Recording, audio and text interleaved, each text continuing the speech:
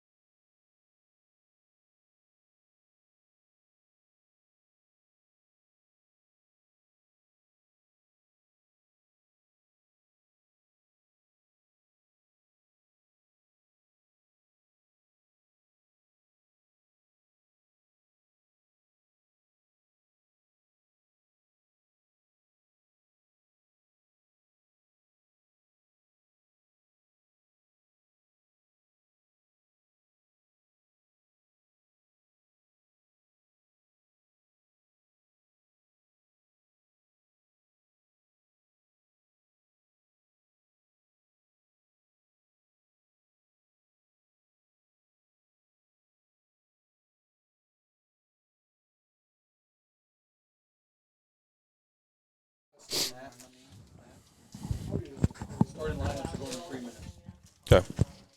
All right, welcome to Ed Kalen Field here tonight, where the North Decatur Chargers are ready to do battle with the Milan Indians in a sectional 47 matchup here this evening.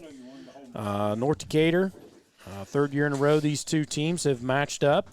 The last 2 years it was for the sectional championship. Tonight they meet in the semifinal game for a right to go to the sectional championship game. And Matt, a little bit soggy out there tonight. Like the last 3 weeks, it's soggy, and or last 2 weeks anyway. The field looks to be in good condition. Mr. Johnson's got the logo painted up nice. Everything looks nice to start this game, but it is going to be muddy as this rain's going to set in and kind of hang with us all night long. Wind's out of northwest, so the press box is taking wind in the windshield, or rain in the windshield, so it's going to be a little foggy most of the night. I got a squeegee operator down there, though, and hopefully – it doesn't cost me too many Charger tacos, but we'll try to keep the view crisp out there. We appreciate those of you who will be tuning in here. We're about 15 minutes from game time. Starting lineups will be announced here in just a few minutes, along with the National Anthem. But Chris and I will go ahead and give you a touch of the pregame show here as we get ready to kick off this sectional 57 semifinal between the Milan Indians and the North Decatur Chargers. As we get started here, Chris, this Milan football team looks a lot like North Decatur, Chris. Yeah, it does, Matt. And they had a big senior group that went through last year and had a lot of aspirations for them. And the Chargers kind of took that sectional away from them.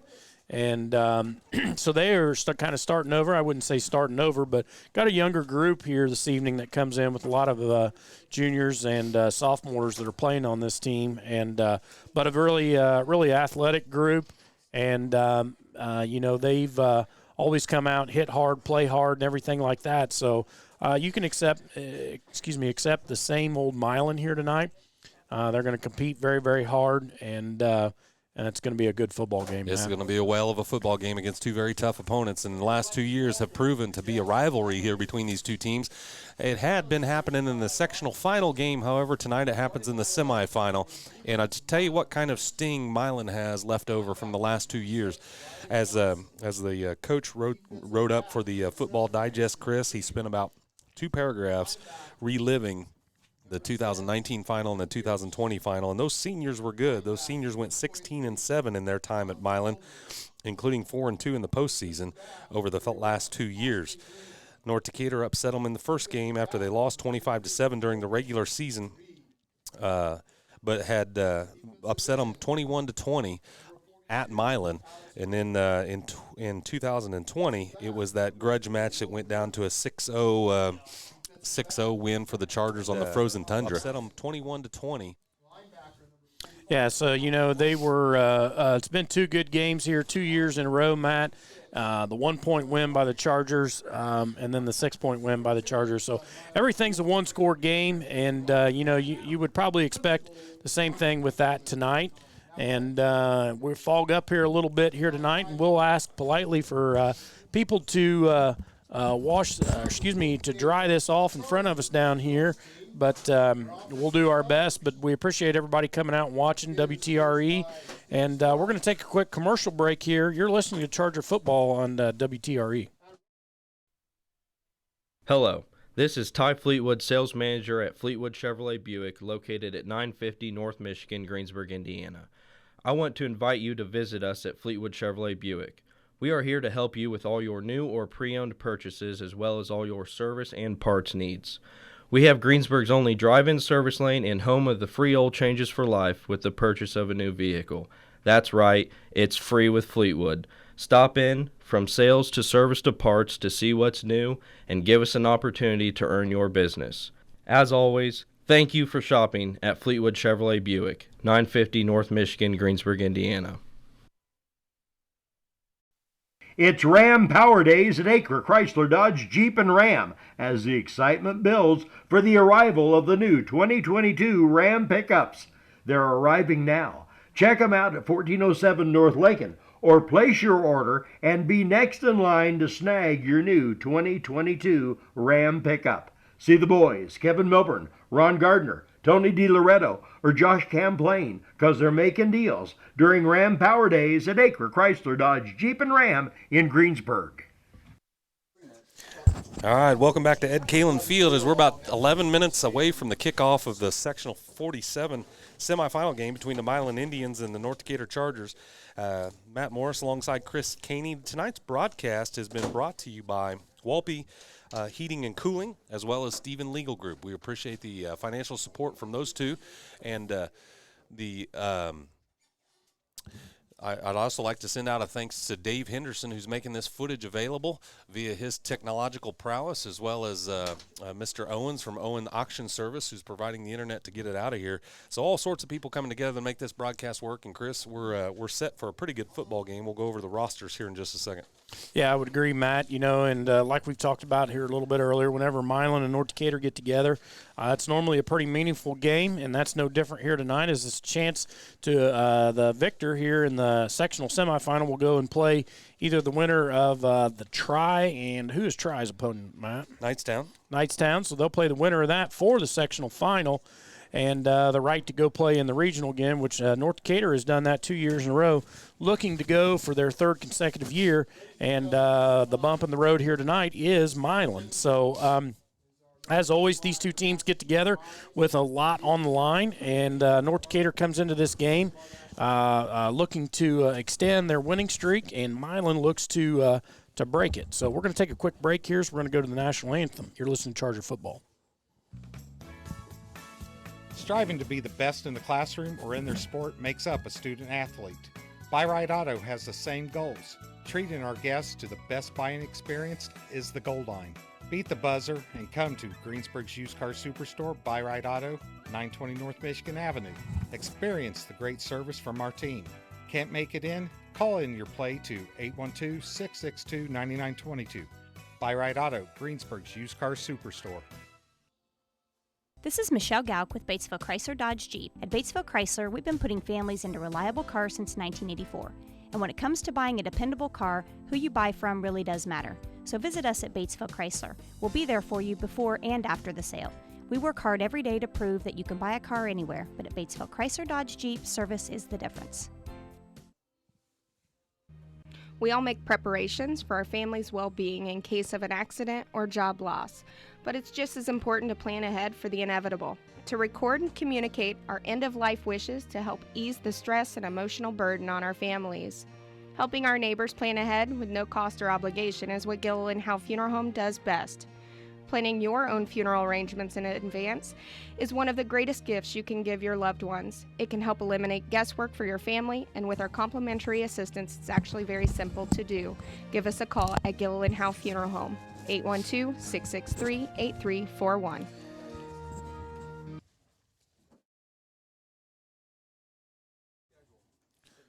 And welcome back here to Ed Kalen Field, home of the North Decatur Chargers, where tonight we're getting ready for Sectional 47 play between the Milan Indians and the home North Decatur Chargers. And, Matt, a little bit of history in this series here. A lot of history the last 2 years. This thing, and this has become, always has been a rivalry, but most importantly, a rivalry, I can't say the word tonight, in the postseason. And it has been happening in the sectional final. Milan falling short last 2 years to our Chargers, who have come home victorious with the Sectional 47 championship.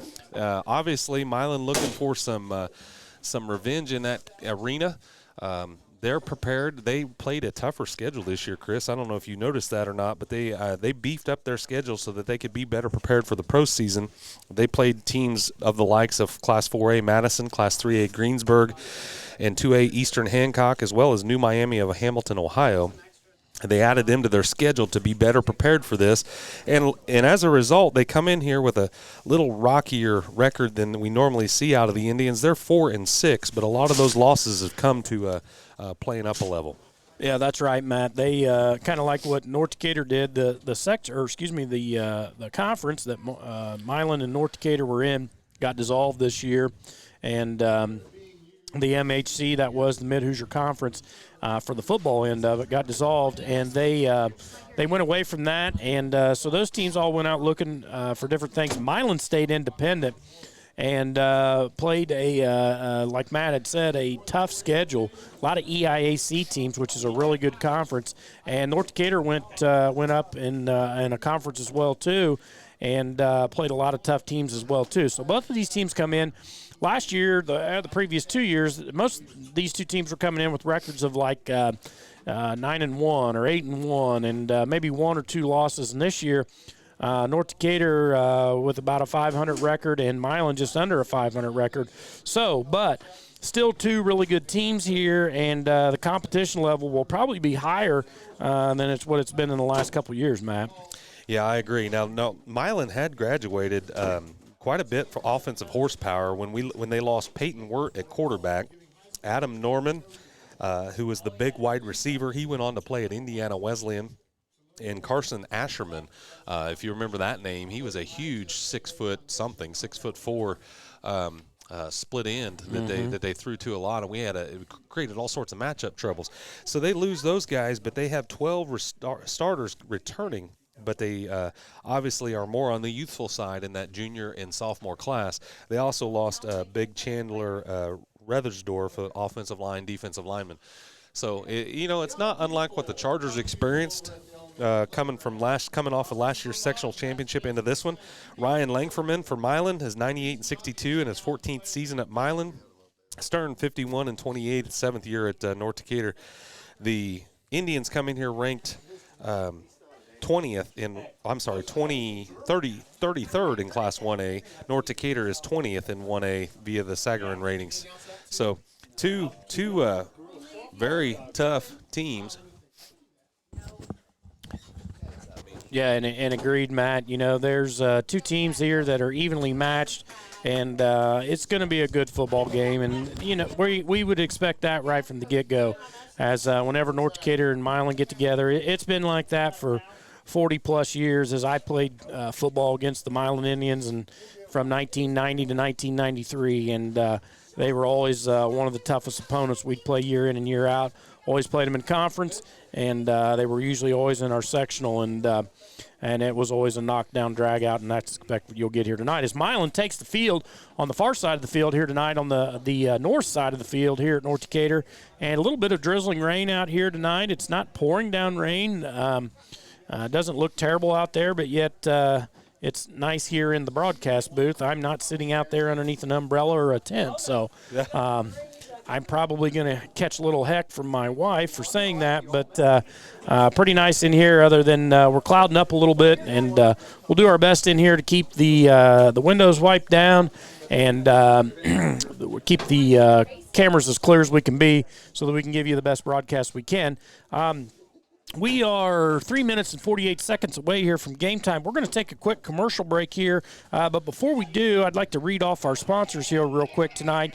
As Matt had said here earlier, Walpe and Camp, they're our game sponsor, Walpe Heating and Cooling, our game sponsor here tonight, and Stephen Legal Group, as those guys helped us out here to put this broadcast on. So thank you to Walpe Heating and Cooling and Stevens Legal Group, and some of our other game sponsors here tonight: Gillen and Howe Funeral Home, Fleetwood Chevrolet Buick, Decatur County Recycling, Buy Ride Auto, Fry's A&W, Batesville Chrysler Dodge Jeep, Levenstein's Abbey Carpet, Acre Automotive Group, Walters Tire, Hamilton Tebby Law Office, and our halftime sponsor here tonight, which we'll get to, will be Stones, and our quarter sponsor here tonight will be H&R Block in the first quarter, and we'll read those on as we go. So we appreciate all those. Touchdown sponsor here tonight is Heritage Automotive.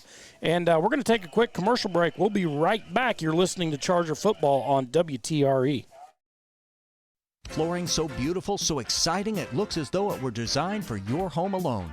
That's your dream of what your home should be. And when you visit Levenstein's Abbey Carpet, you'll know it's a dream come true. Discover the latest in flooring and carpeting expressions, made affordable. When it comes to selection, Levenstein's offers all types of flooring designed to blend with your living. You can depend on a professional, experienced sales staff, free estimates, and expert installation. Special financing is available. Levenstein's Abbey Carpet on East State Road 46, Greensburg. Sports on WTRE, brought to you in part by Hamilton and Tebby Law Office in downtown Greensburg and Decatur County Recycling. Do you have a question about recycling? How do I dispose of sharps? Can glass and plastic bottles be recycled? How do I dispose of tires and household hazardous waste? Is there somewhere I can take my recyclables? Those are questions for Decatur County Recycling. You can find more online at www.decaturcountysolidwaste.com. Decatur County Recycling, assisting the community in reducing the amount of material taken to the landfill. All right, back here at Ed Kalen Field, you're listening to Charger Football, courtesy of Walpe Heating and Cooling, Stevens Legal Group, and the North Decatur Chargers are running out on the field here tonight. Milan will be in black pants with white tops. North Decatur tonight will be in their blue pants and red jerseys, white helmets, as they're looking very sporty here tonight. Back here in a little bit of a not capacity crowd, I guess you would say. So we're hoping to see a lot of people here watching on the broadcast. Is not the most perfect night for to watch a football game, but not all terrible yet either, as doesn't seem quite as bad as when we were up at Covenant Christian, Matt. And field, it looks in 10 times better shape than what it was that night. So far, so good on the turf, but that's going to get chewed up here as soon as these cleats start driving down the middle. But we got a heck of a football game right in front of us. The captains meet at midfield on the logo. North Decatur logo painted up nice for tonight's sectional semifinal. And it's going to be a nasty one as the rain just continues to get steadier and steadier. And as I look at the radar, Chris, it's going to open up here in the first quarter and get pretty wet out there. Right now the captains meet at midfield. And, there's a couple familiar names you're going to hear out of this Milan Indian offense. In that of Logan Reed. If you remember, Logan Reed is a stocky little number 33. He's going to be their starting running back, and he's got some speed to him. He opened one up last year against us. I think it went for about 70 yards. So he'll be one key to the game here for the Charger defense. Milan won the toss, deferred. North Decatur elected to receive with their backs to the scoreboard, traveling east to west. All right, so North Decatur will get the ball here first tonight as we get ready to start sectional 47 football here at Ed Kalen Field. And a little bit of rain here tonight and dripping off the fence down there. And you can see it puddling on the bleachers down there a little bit. High and dry here in the outlook post here at the corral. And North Decatur will be receiving the football after Milan deferred. And North Decatur gets the receiving team together down on the east end of the football field here. As it looks like North Decatur is going to receive from the east and run to the west. And Matt, you are ready for game time here. 12 minutes are on the clock. Teams are getting ready to on the field, and we're ready for some sectional football.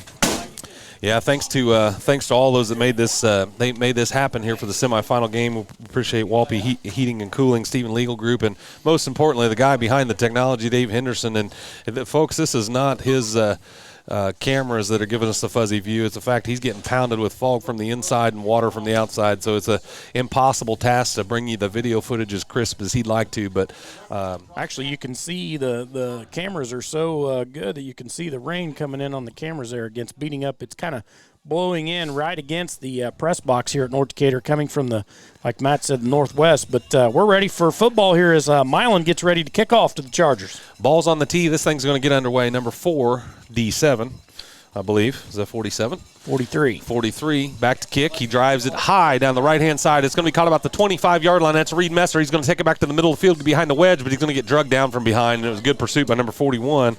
And I got to get my thing out in front of me here.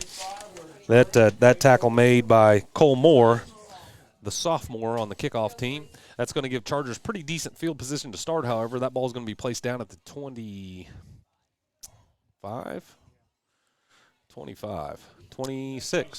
26-yard line where the Chargers' first possession. And we're in the H&R block here, first quarter here tonight, as North Decatur sprints up to the ball and is ready to run their first offensive play here this evening.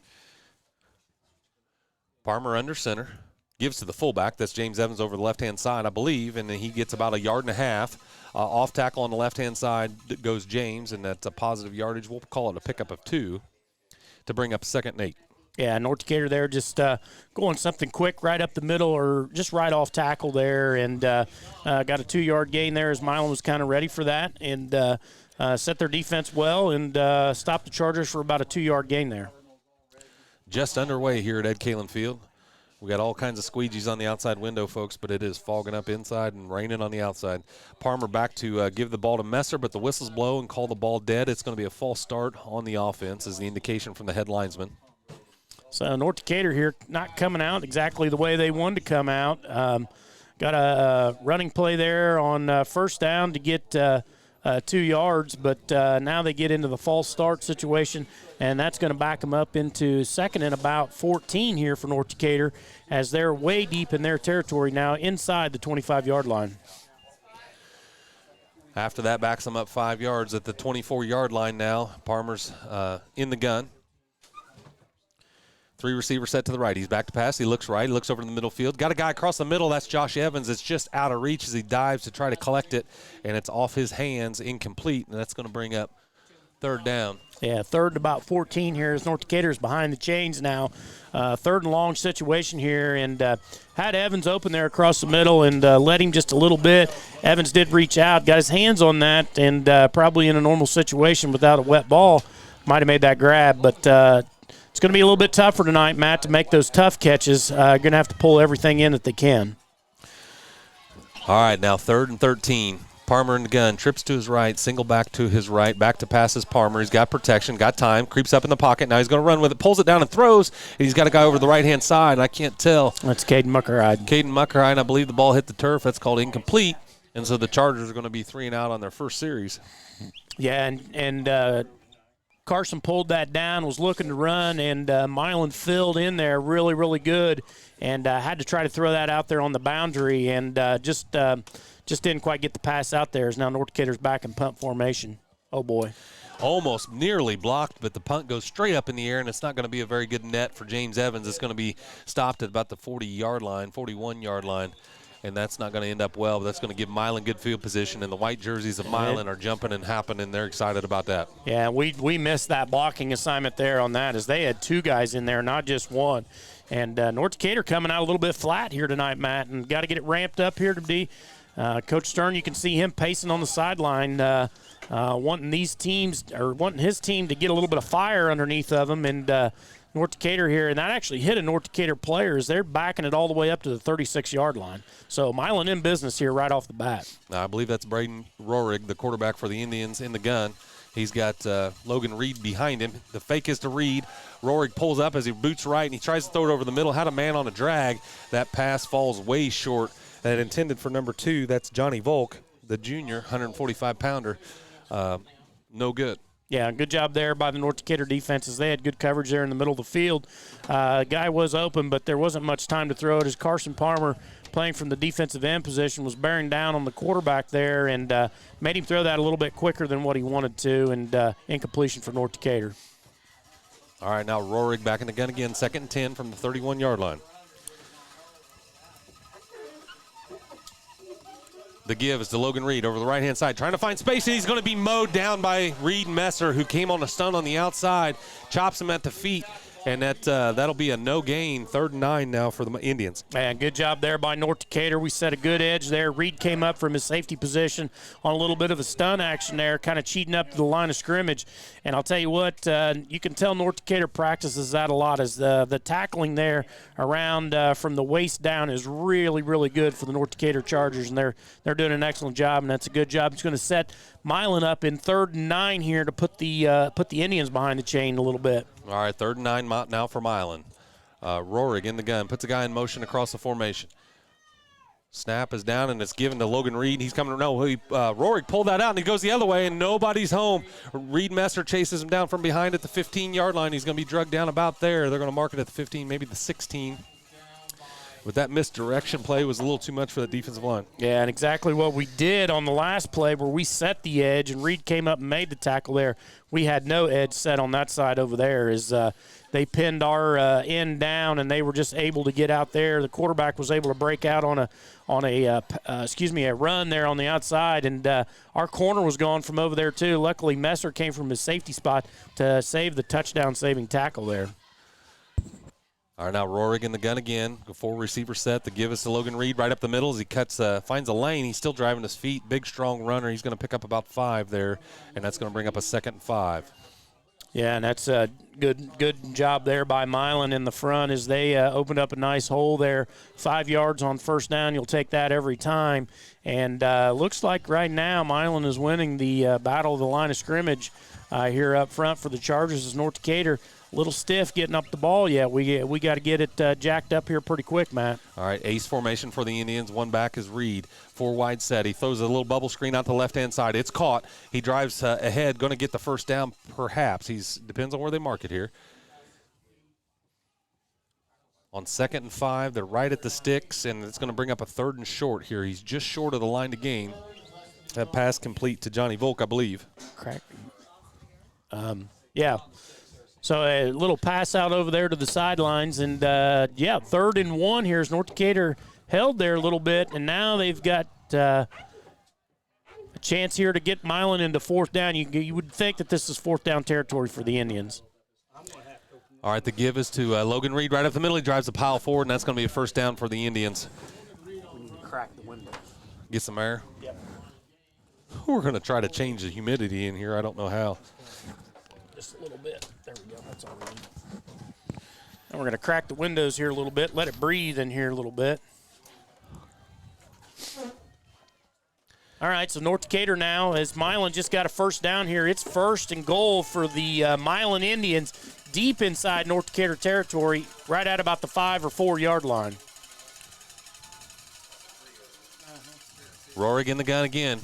The give is to Reed over left-hand side. He drives at the pylon, and Milan's the first to strike with a touchdown over the left-hand side, and there was nobody out there on the edge. Yeah, nobody home there, Matt. I tell you what, that's 2 times now on that right-hand side that they've ran the ball over there, and really that play, had it not only had to go for 5 yards, could have went for a lot more than that because there was nobody over there.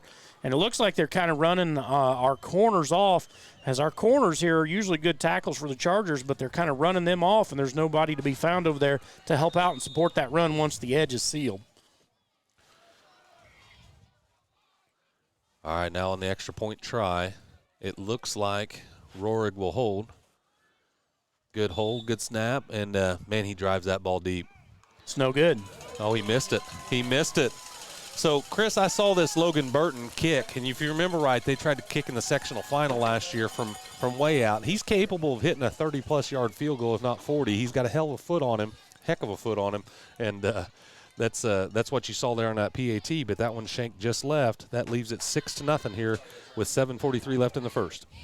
Yeah, and really it doesn't matter how big of a leg you've got. If you can't put it through them things that are sticking straight up in the air down there, it doesn't really matter. So I've seen people down here kick it and hit the scoreboard before, and it looks impressive, but it doesn't count. So we'll see. It's going to be tough kicking here tonight, and I don't doubt the kid's got a good leg, but as of right now, he's 0 for 1, and North Decatur needs to come back here on offense and put a little bit of a drive together here. As seems like they came out flat. The penalty kind of slowed them down there on the first possession, and then the defense there just kind of didn't do a good job of tackling out on the perimeters. And you're going to see Milan use and abuse that until we stop that. So. Hey, I always knew you were good for something. Again, thank you to Walpe Heating and Cooling tonight. State Road 46 there in Greensburg. Kevin and Natalie, Eugene and Nancy Walpe, we thank you for your sponsorship here tonight. Chris and Valerie Stevens Legal Group. Ball driven off of Burton's foot, and it bounces off of Muckerhide's hands, goes into the end zone, and that'll be a touchback. Probably the best thing that could have happened there is that tipped and went into the end zone. Once that ball crosses the plane, it is a touchback, regardless of whether he touched it or not. Yeah, and Caden just kind of misjudged that one as he didn't quite get back enough to catch that one in the main of his body there. Tried to reach up over his head and catch that with his hands, and with a slick ball here tonight, that's just not going to happen. So North Decatur get the ball, 1st and 10 from the 25-yard line on their second possession here, and see if they can get a little yardage chewed up here, Matt. All right, 7:43 left in the first quarter. Parmer breaks the huddle quickly, gives the ball already to Reed Messer. Reed Messer's going to drive ahead off tackle and pick up 7 yards on first down. And now, Chris, as you look out there, and we can finally see under the window here as it's cracked, the rain's starting to pick up and drive in from the northwest, and it's getting wetter out there as we speak.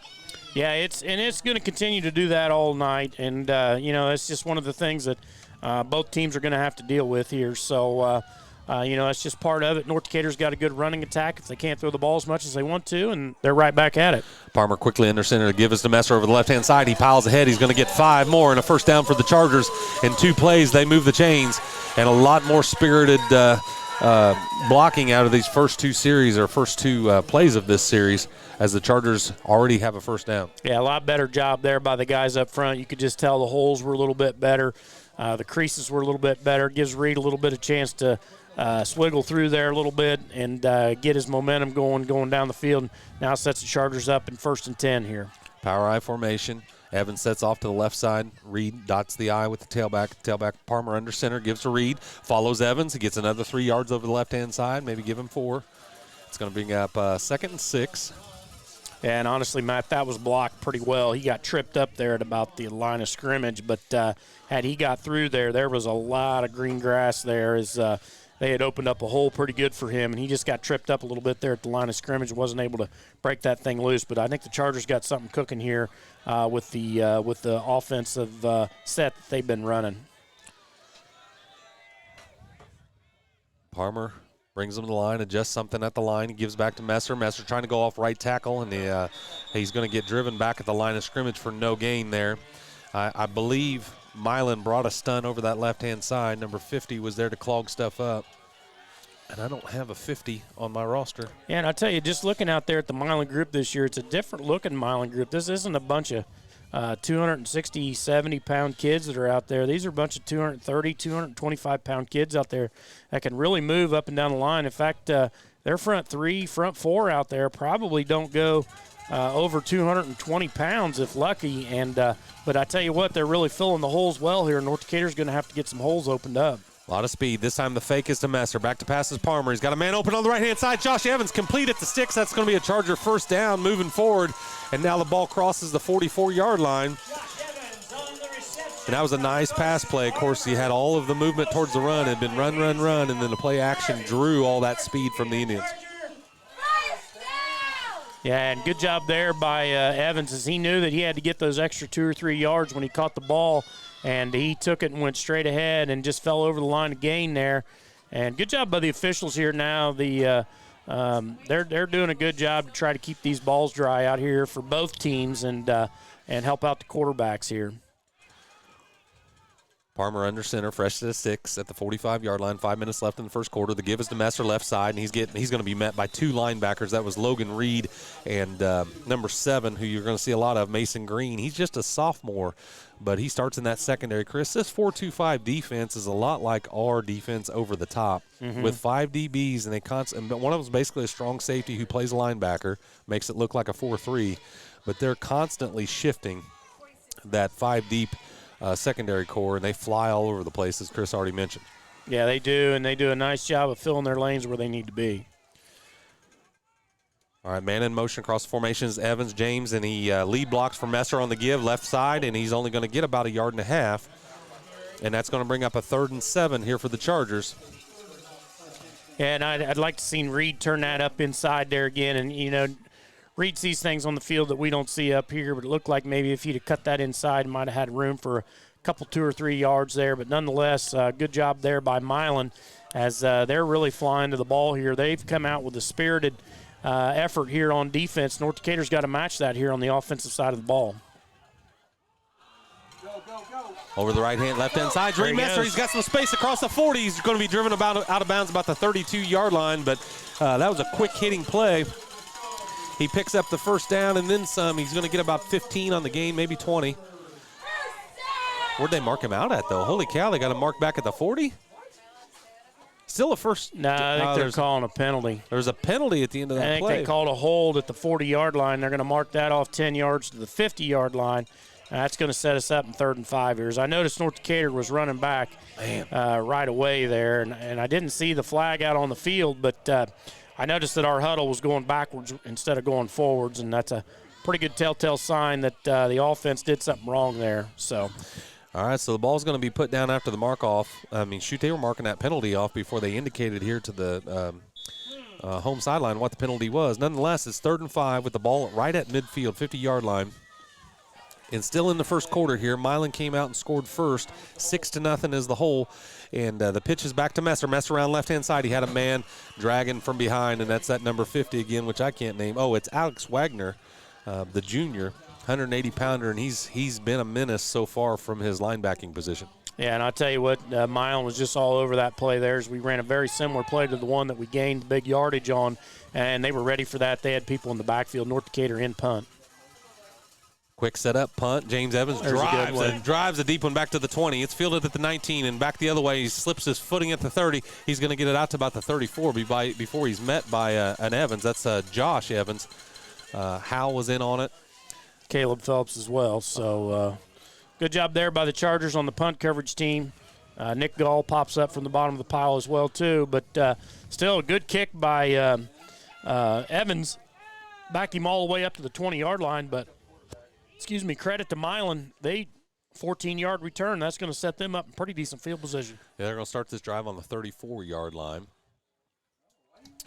And they're quick to break the huddle here.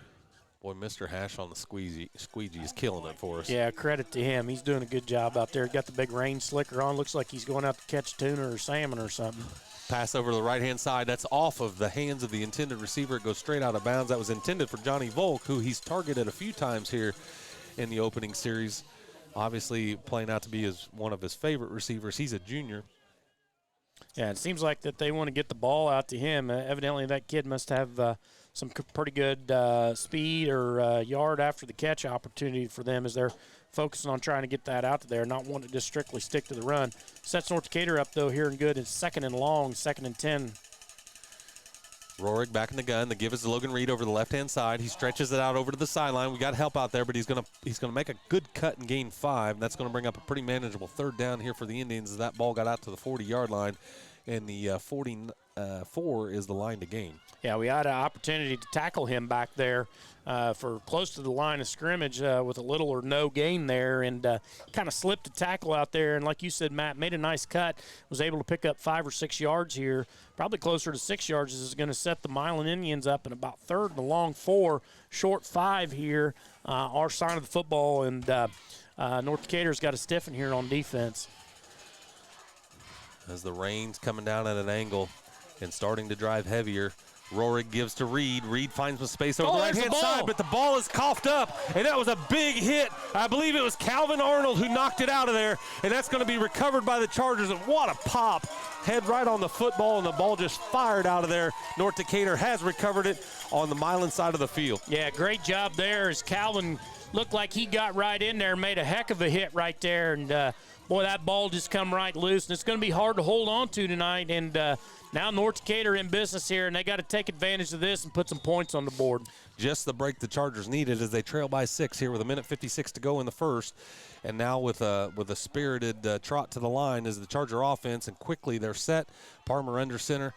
I backfield behind him to give us to Messer. Left side. He's got a huge hole. He's got a safety to beat. He's across the 30, and now he's at the 25, 20, and he's still trying to find off that secondary. He gets all the way down to the 18. What a run by Reed Messer from the 48-yard line all the way down to the where they're going to spot this at, about the 19-yard line, Matt. And good job there by the front guys up front, the guys in the trenches, as they really opened up a nice hole there, let Reed get up ahead of steam, and then he was able to make his moves out there in the open field. And a good job by the receivers down there as they were blocking all the way down the field as well. Quick hitting play, and Messer took advantage of it and had a nice seam in the secondary. Gets it all the way down to the 19 after that 29-yard gallop. And now the give us to Josh Evans over the right-hand side, and he's got a safety to beat. He runs him over at the 10-yard line, falls forward. I think they're going to spot him at the 10, but another big run there. As this drive started on the 19, he's going to be close to the first down, but just about a yard short. 2nd and 1 inside the 11. Yeah, just a misdirection play there. The old similar-looking crossbuck there as they switched it up a little bit, and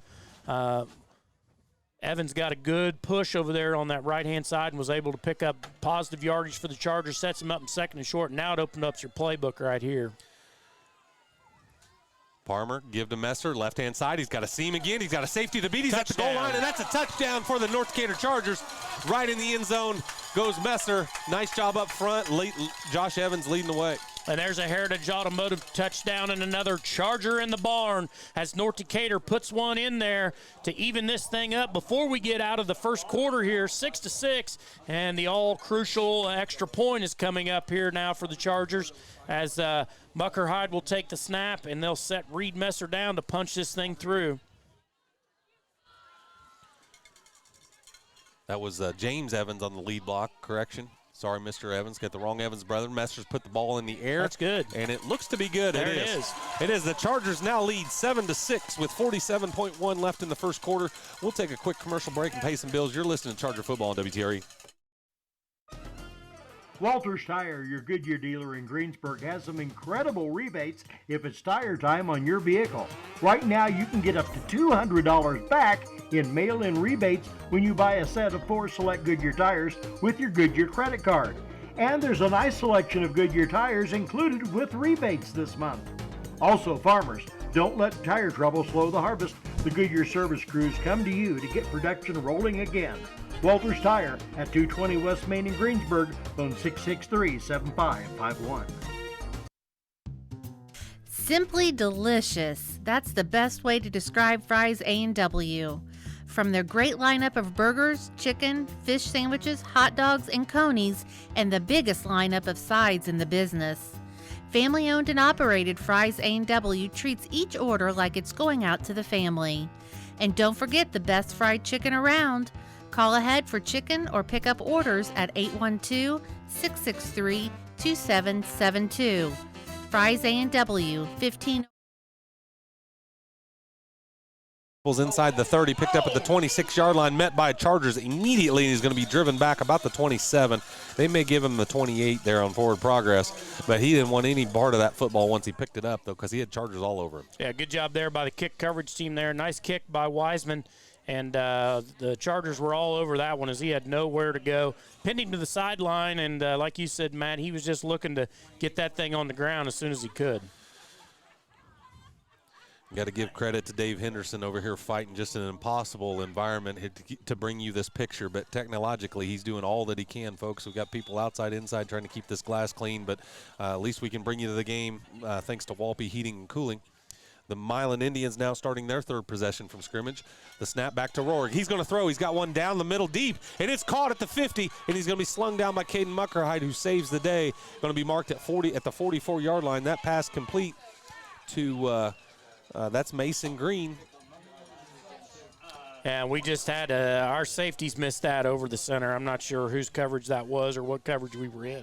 But you can't be that wide open, as we had nobody in the center of the field, as fortunately Muckerhide came over from his corner spot, and he was playing the boundary over there, and seen that the Milan guy broke wide open. Nobody in the middle of the field, and that's a big play for the Milan Indians right there to answer back after the Chargers score. A 23-yard gainer takes him across midfield. Now Rohrig at midfield gives to Logan Reed. Logan Reed breaks the tackle. That's not Logan Reed. That's another guy. He gets another 13 yards right up the gut, the teeth of that defense, and again, Muckerhide, the guy that brings him down. Yeah, North Decatur there just kind of wasn't ready for that one, Matt. It looked like we weren't settling down and getting our defensive linemen set there. Linebacking core really wasn't set, seeing that, and Milan just kind of sprung that on us and ran that thing right down our throat. But at the end of the first quarter, it's your North Decatur Chargers leading the Milan Indians here in sectional 47 action, 7-0. We'll go to a quick commercial break and be right back here. You're listening to Charger Football on WTRE. Decatur County Memorial Hospital is proud to have received the highest overall hospital rating given by the Centers for Medicare and Medicaid Services, or CMS. Only 13 of Indiana's 190 hospitals received this 5-star rating, placing Decatur County Memorial Hospital in the top 7% in the state. What does this mean for you? It means you can continue to expect the highest quality care you have come to trust from Decatur County Memorial Hospital, giving you the quality care you want. Close by.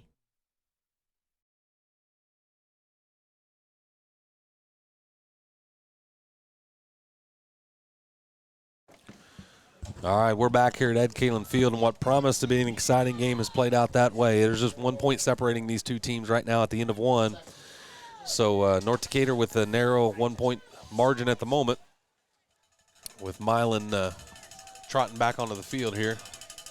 And we'll swap ends of the field here. Now Milan is going to be heading into the west end zone, and that's kind of where the rain's driving out of.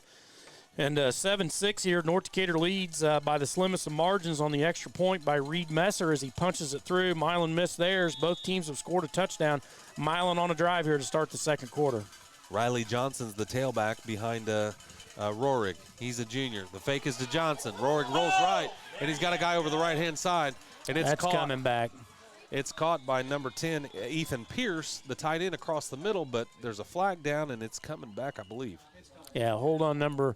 Can't tell if that's 60 or 66 or 68 there, as it's kind of stretched out a little bit, but no doubt about it there as he was holding Brad Krieger, as Brad Krieger was trying to get around him, and he just got a good big old handful of jersey, and the only place that you can't do that is right in front of the referee, and that's exactly where he did it. And with that, it is going to back him up 10 yards and going to set Milan up in 1st and 20 here from. It'll be longer than that because it'll be a spot foul.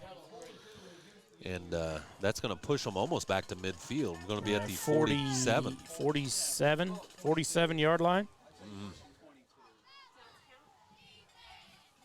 I tell you, there's not a dry sock on that field right now as everybody's soaked through by now.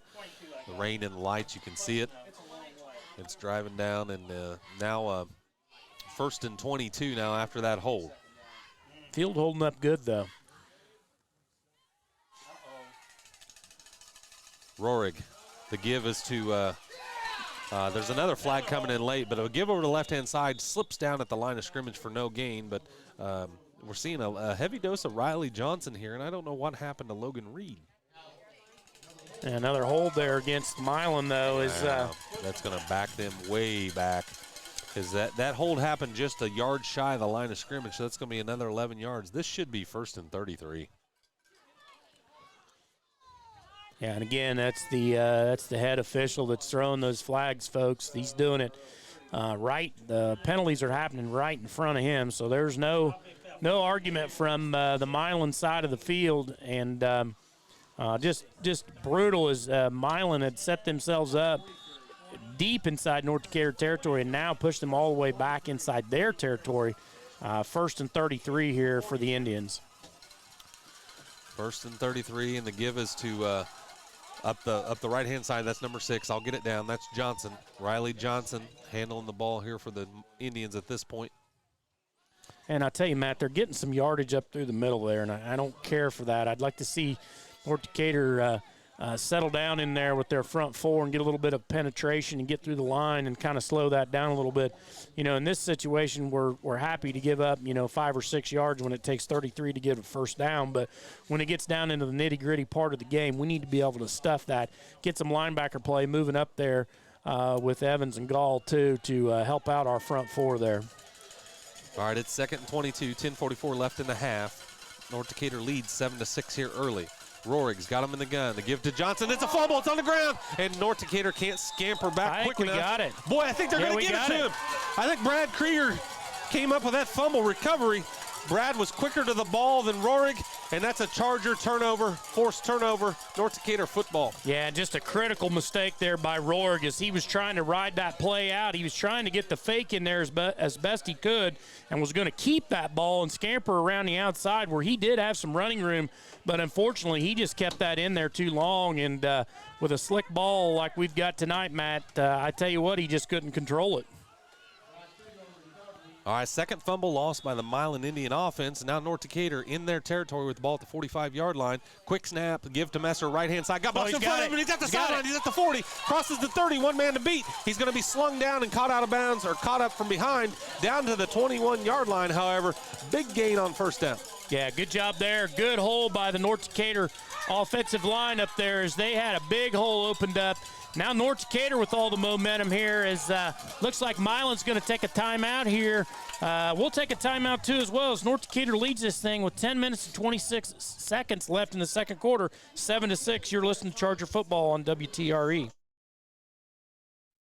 Decatur County Memorial Hospital is proud to have received the highest overall hospital rating given by the Centers for Medicare and Medicaid Services, or CMS. Only 13 of Indiana's 190 hospitals received this 5-star rating, placing Decatur County Memorial Hospital in the top 7% in the state. What does this mean for you? It means you can continue to expect the highest quality care you have come to trust from Decatur County Memorial Hospital, giving you the quality care you want. Close by.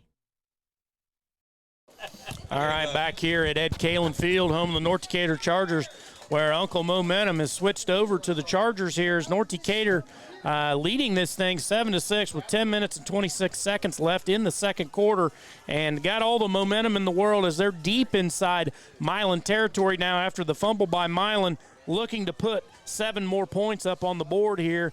And, Matt, it looks like the Chargers have found their groove, at least on the offensive side of the football. Most of it being done on the ground. James Evans leading the way to Reed Messer. They move Evans from right to left. They pitches to Messer left-hand side. He's got, boy, bounces it. He does. He bounces it outside. 15, 10, That's 5. A touchdown. Touchdown, Reed Messer. Touchdown, 21 yards out, and North Decatur takes a 13-6 advantage early in the second quarter. Yeah, and I tell you what, there's another Heritage Automotive touchdown and another Charger in the barn.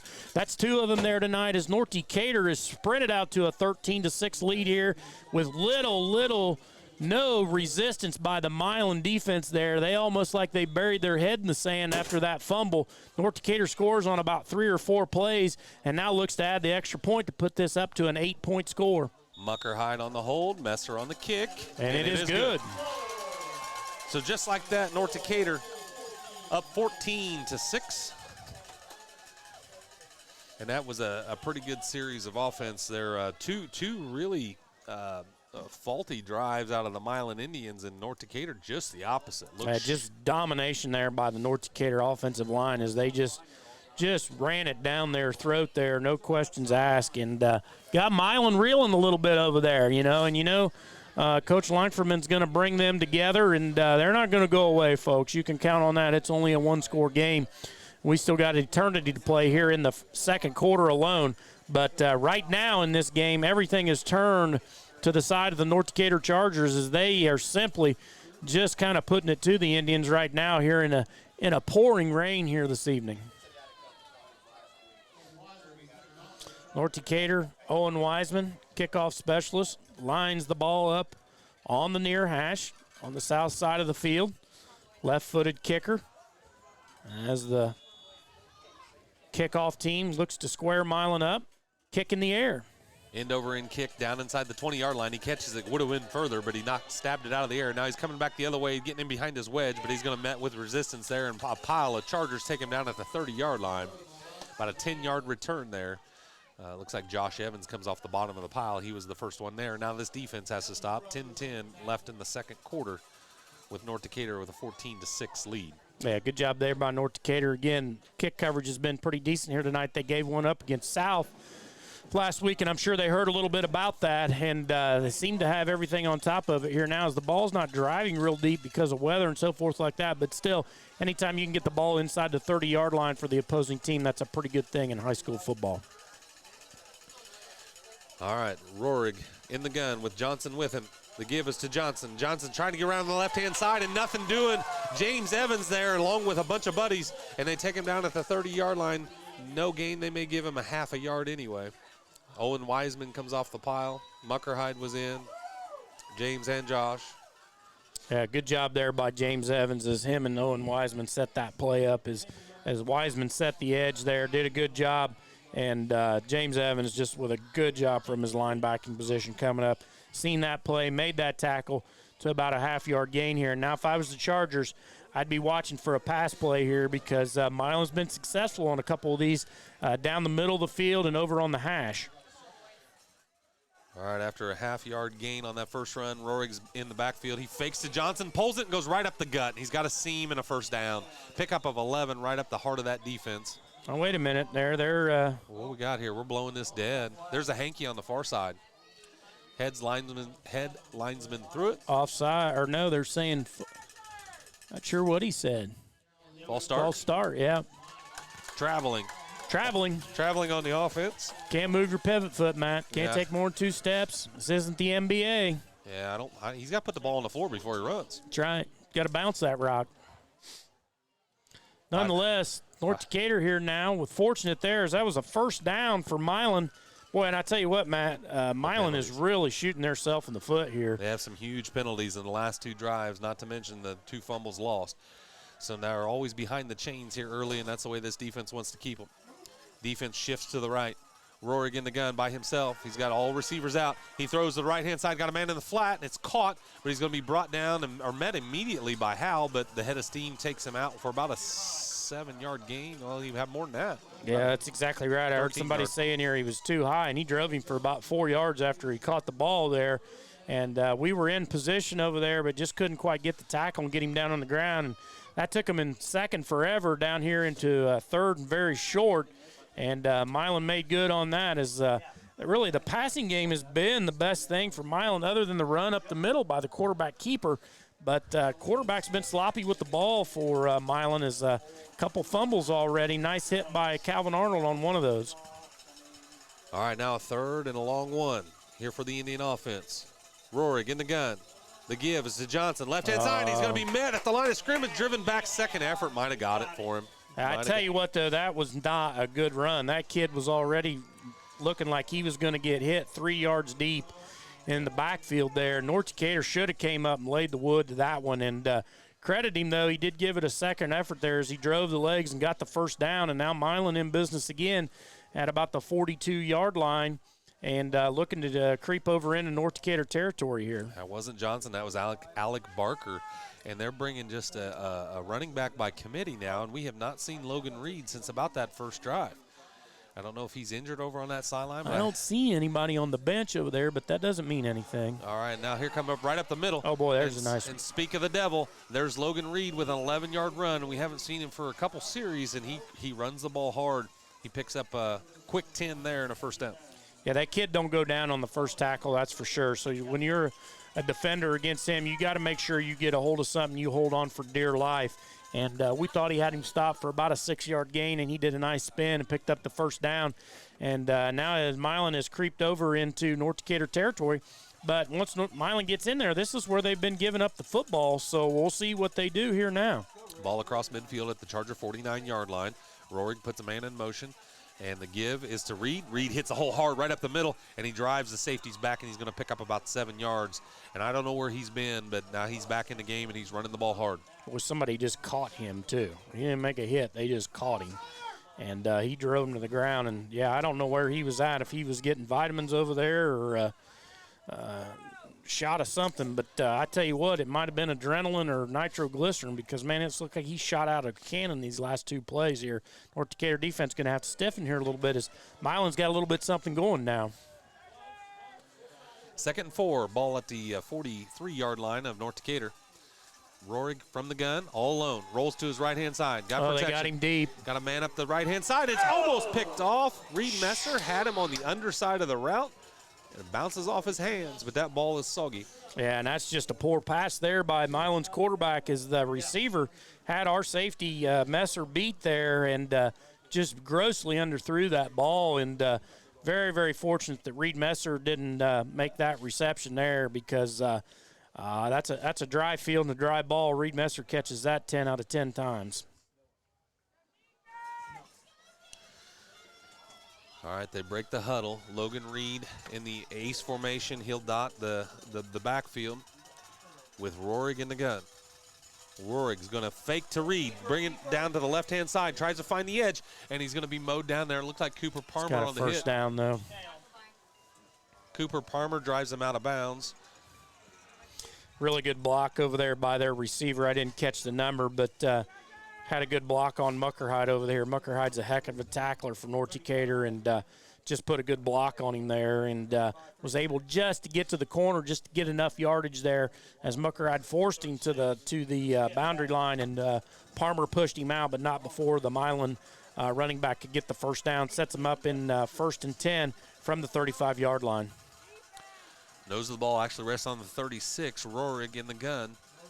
Motion, that's got to be against them. Penalty, and the penalties are starting to plague the Indians. Boy, it is. Every good drive they have is challenged by penalties. That's just a focus thing at this point. Yeah, and that's got to be frustrating for the coaching staff over there because that is not Milan football there. But, boy, whether it's the rain or just the momentum or whatever it is, but they're just not focusing on the snap count right now, and it's just killing them into the advantage of North Decatur. They're taking advantage of that and making things work out to the best for them. First and about, let's call it 16 for the Chargers now. All right, 1st and 16. Rohrig puts a man in motion across the formation. That's Volk. The give is to the up back, and he's going to be met immediately at the line of scrimmage and gang tackle there, but he's driving his feet forward, and his forward momentum is going to give him about 4 yards. Yeah, good job there by the initial surge. The Chargers as we was there, but credit to Milan there a little bit too as they brought their lineman in there, and the running back kept turning his legs and was able to take probably a no gain into about a 4-yard game. Set him up into about 2nd 11 here, something where they can get a little bit more manageable. But North Decatur defense playing tough out there, Matt. You know, it looked like the first drive of the game that maybe they weren't going to come to show up here tonight, but no panic. Talked about that last night in the team meeting. No panic. They didn't panic, and now all of a sudden North Decatur's up by 8 points. 2nd and 11. The give is to Logan Reed, right-hand side. He's driving the pile right up the teeth of that defense, still churning his legs. The kid runs strong. He's going to pick up about 6 yards on that. It's going to bring up a 3rd and 5. Yep. But again, you know, that's what Milan's looking for. You know, they were back in 1st and 16, and now they're in 3rd and about 6 or 7 yards here. So the spot wasn't quite as good as what we thought it was going to be, but still something manageable here. And my guess is being down 8 points here that this is probably too different territory for the Milan Indians. 3rd and 5, and a big 3rd down for this Charger defense. Rohrig's got him in the gun. The give is to Reed. Left-hand side, he bobbles it, and now the ball's loose. He never had the football, and it's recovered by the Chargers. Give him the indication. And we do. We have it. We have it. That was Caleb Phelps. Boy, I got so excited I got tangled up in my cord. Yeah, I think Caleb Phelps in there reached in and pulled that ball out of there. But the running back never had the ball, though. He never got it.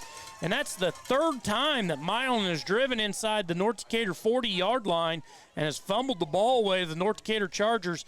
And now you can tell they're slapping their helmets out there. Frustration is setting in for the Milan Indians, and North Decatur needs to take advantage of this right now and keep Milan reeling.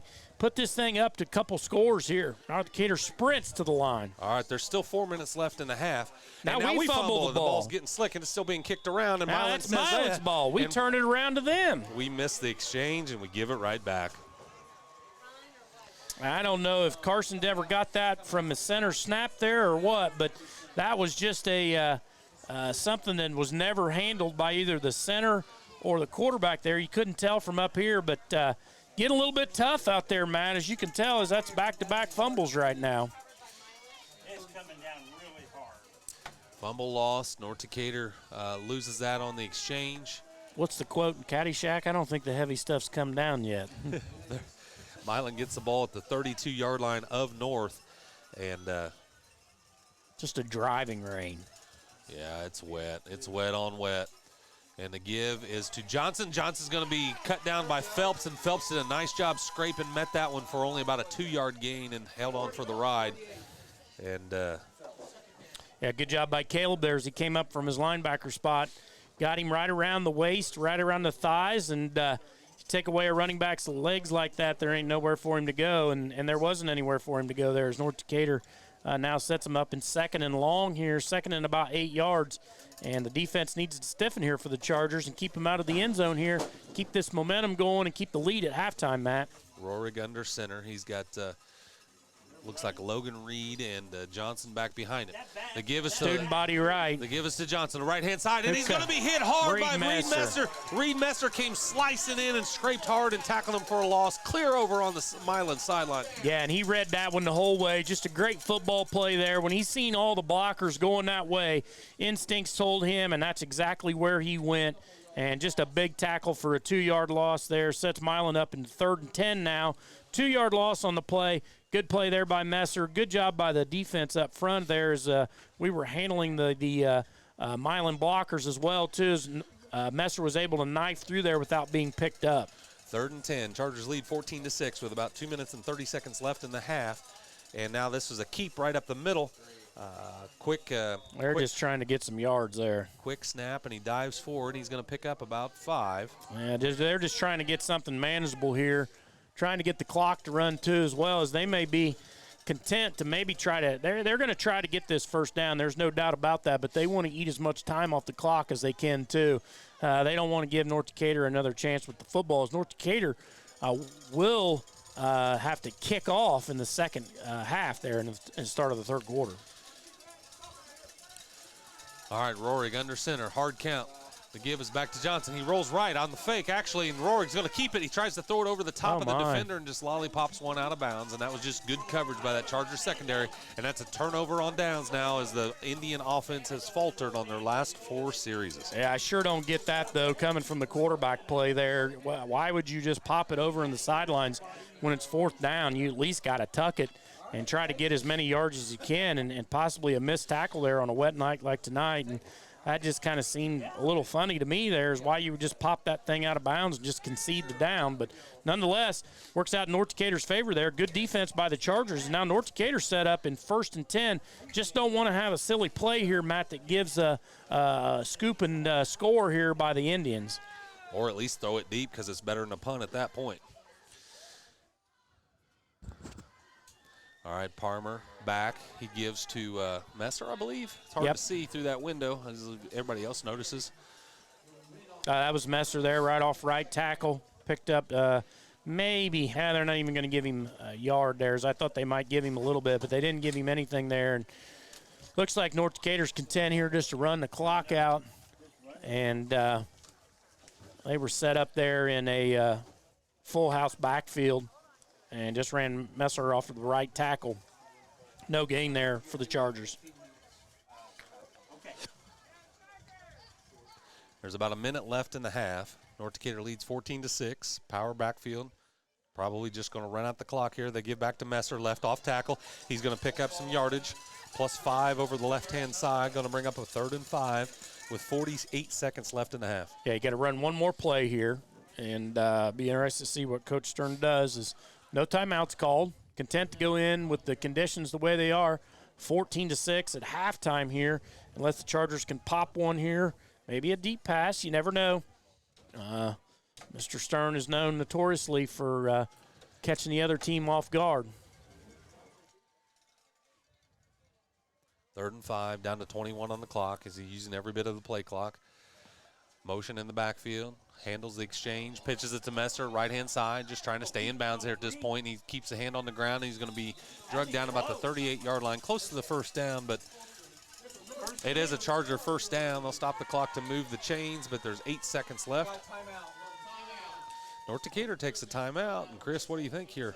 Well, like I said before, don't put anything past the mastermind down there on the field. He's notorious for fake punts, onside kickoffs, all kinds of stuff. So Milan better be on their top of their game here as the playbook may be open here for the Chargers. 8 seconds left here in the second quarter as North Decatur leads this thing 14-6.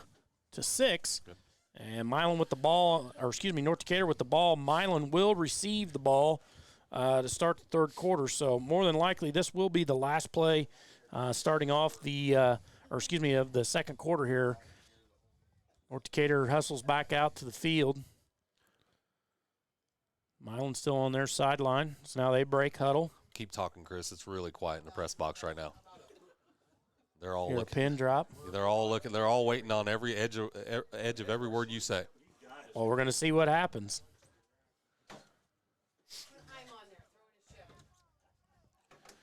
8 seconds on the clock here. Time for one play. It's a fresh set of downs. The ball's at the 38-yard line. Palmer's in the gun. Empty backfield. Handles the snap. Bad snap at the ground, and he just chucks up the middle of the field. Now we're going to get another play. And is there a flag back there in the backfield? No, I don't believe so. Okay. He just wants another football. The snap was at Palmer's feet, and he had a hard time handling it, and that screwed the timing of the play up. So all boys are busy down there tonight. That's my son down there. Looks like he's trick-or-treating already, but he's not getting nothing but rocks. So he probably threw a wet ball in there that time. That's why yeah, he might get shoved in the dirt on the way up to the locker room. Too much fried chicken for that boy. Yeah, greasy fingers. Had a little fish there. He's scooting around. All right, one more play here. 3.7 seconds left. The give is to James Evans, left-hand side. James has got one man to beat. He keeps his feet, but he's at midfield, and he's going to be caught. He's still on his feet. Still churning, but he's going to be brought down about the 47-yard line. That's going to take us to the end of the half. North Decatur leads through 14-6. And a heck of a first quarter here at Ed Kalin Field in sectional 47 semifinal action. We're going to take a quick break. We'll be right back. You're listening to Charger Football on WTRE. Hello. This is Ty Fleetwood, sales manager at Fleetwood Chevrolet Buick, located at 950 North Michigan, Greensburg, Indiana. I want to invite you to visit us at Fleetwood Chevrolet Buick. We are here to help you with all your new or pre-owned purchases, as well as all your service and parts needs. We have Greensburg's only drive-in service lane and home of the free oil changes for life with the purchase of a new vehicle. That's right, it's free with Fleetwood. Stop in, from sales to service to parts, to see what's new and give us an opportunity to earn your business. As always, thank you for shopping at Fleetwood Chevrolet Buick, 950 North Michigan, Greensburg, Indiana.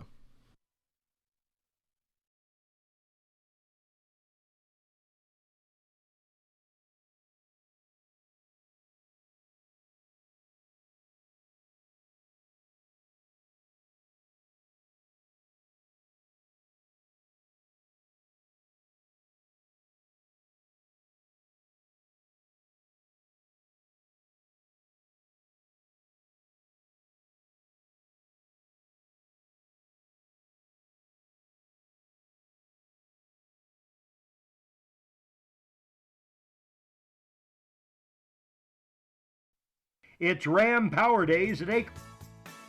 Striving to be the best in the classroom or in their sport makes up a student athlete. Buy Right Auto has the same goals. Treating our guests to the best buying experience is the goal line.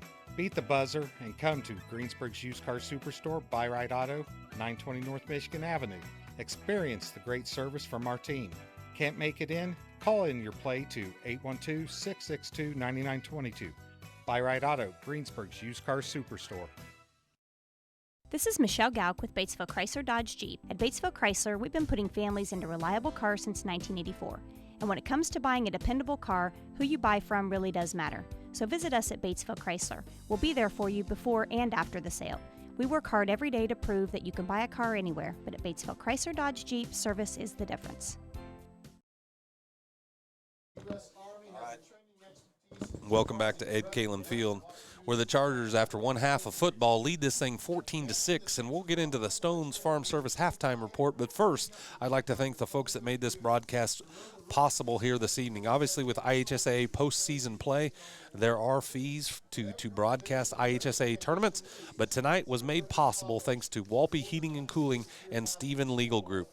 We're thankful for those folks being willing to chip in and cover the broadcast fees, as well as Dave Henderson, who made this thing a reality, because we can't broadcast on our normal social media for IHSAA play, but Dave Henderson and his technical savvy was able to make this thing happen. Also, thanks to Brian Owens from Owens Auction Service, who we're piping out on his mobile hotspot right now. So all sorts of people pulled together to make this thing a reality, and with the weather, understandably, there's several of you watching at home, and we appreciate the following. And more importantly, we appreciate the first half of play. What a football game. It's incredibly wet, as rain just pretty much drove the entire first half sideways as it blows in from the northwest, and the windows are crummy, and that's no fault of Dave Henderson's, as he's got all the equipment here to have a crystal clear picture, but he has got the impossible window in front of him. But the Chargers come out of that half after Milan strikes quickly and jumps out to a 6-0 lead early on. North Decatur comes back after 2 punts in their first offensive series. Reed Messer strikes first from 11 yards out and puts the North Decatur's first points on the board and a 7-6 lead. And then another lost fumble recovered by Brad Krieger gives the ball back to North Decatur at the 45 of Milan. And then after 2 quick plays, North Decatur jumps back on the board with a 21-yard Reed Messer touchdown, who scored both for North Decatur and kicked both PATs, and that's what brings us to 14-6 here at the half. Heck of a football game thus far. I'll give you a quick rundown of the stats through the first 2 quarters. Milan has 7 first down, 21 rushing plays for 99 yards. They've only got 45 yards through the air on 7 plays with 3 completions. Total offense for Milan at 144 yards. But again, it's sloppy out there, and the ball's been tough to handle. So both offenses have been sputtering. But Milan had the ball for 14 and a half minutes, and were only able to muster 6 points with their running back by committee.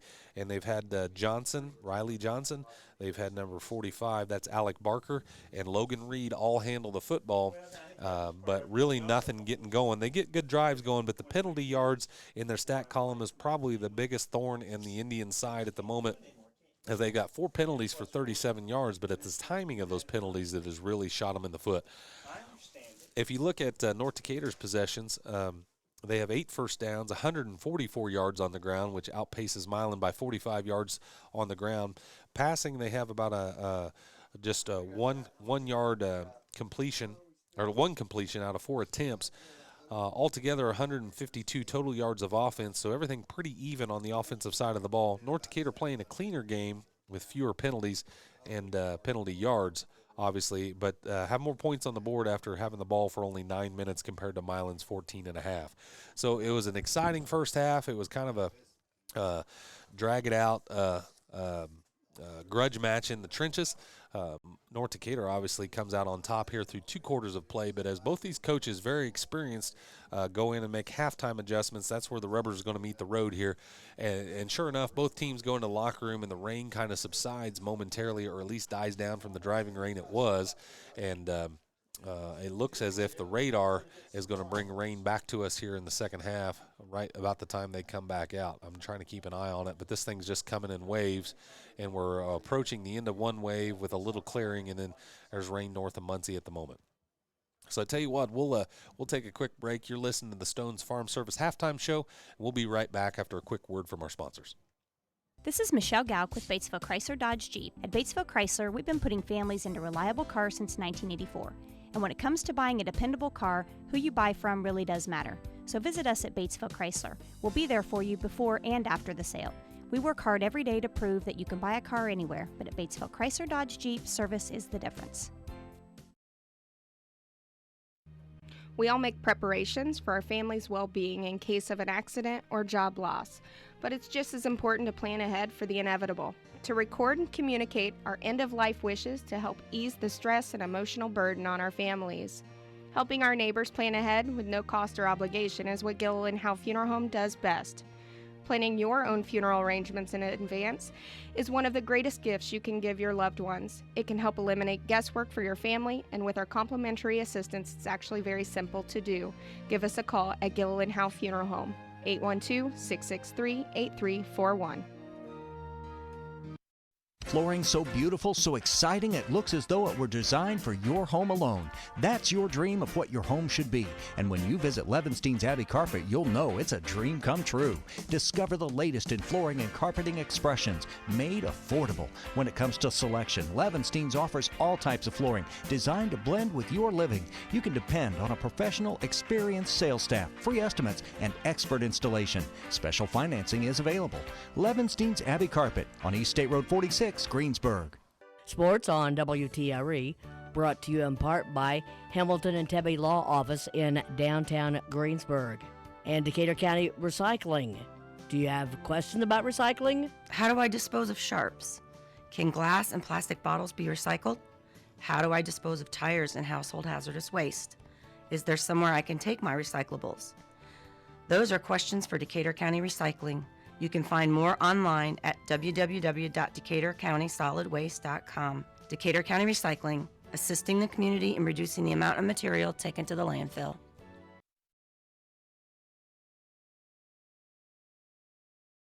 Flooring so beautiful, so exciting, it looks as though it were designed for your home alone.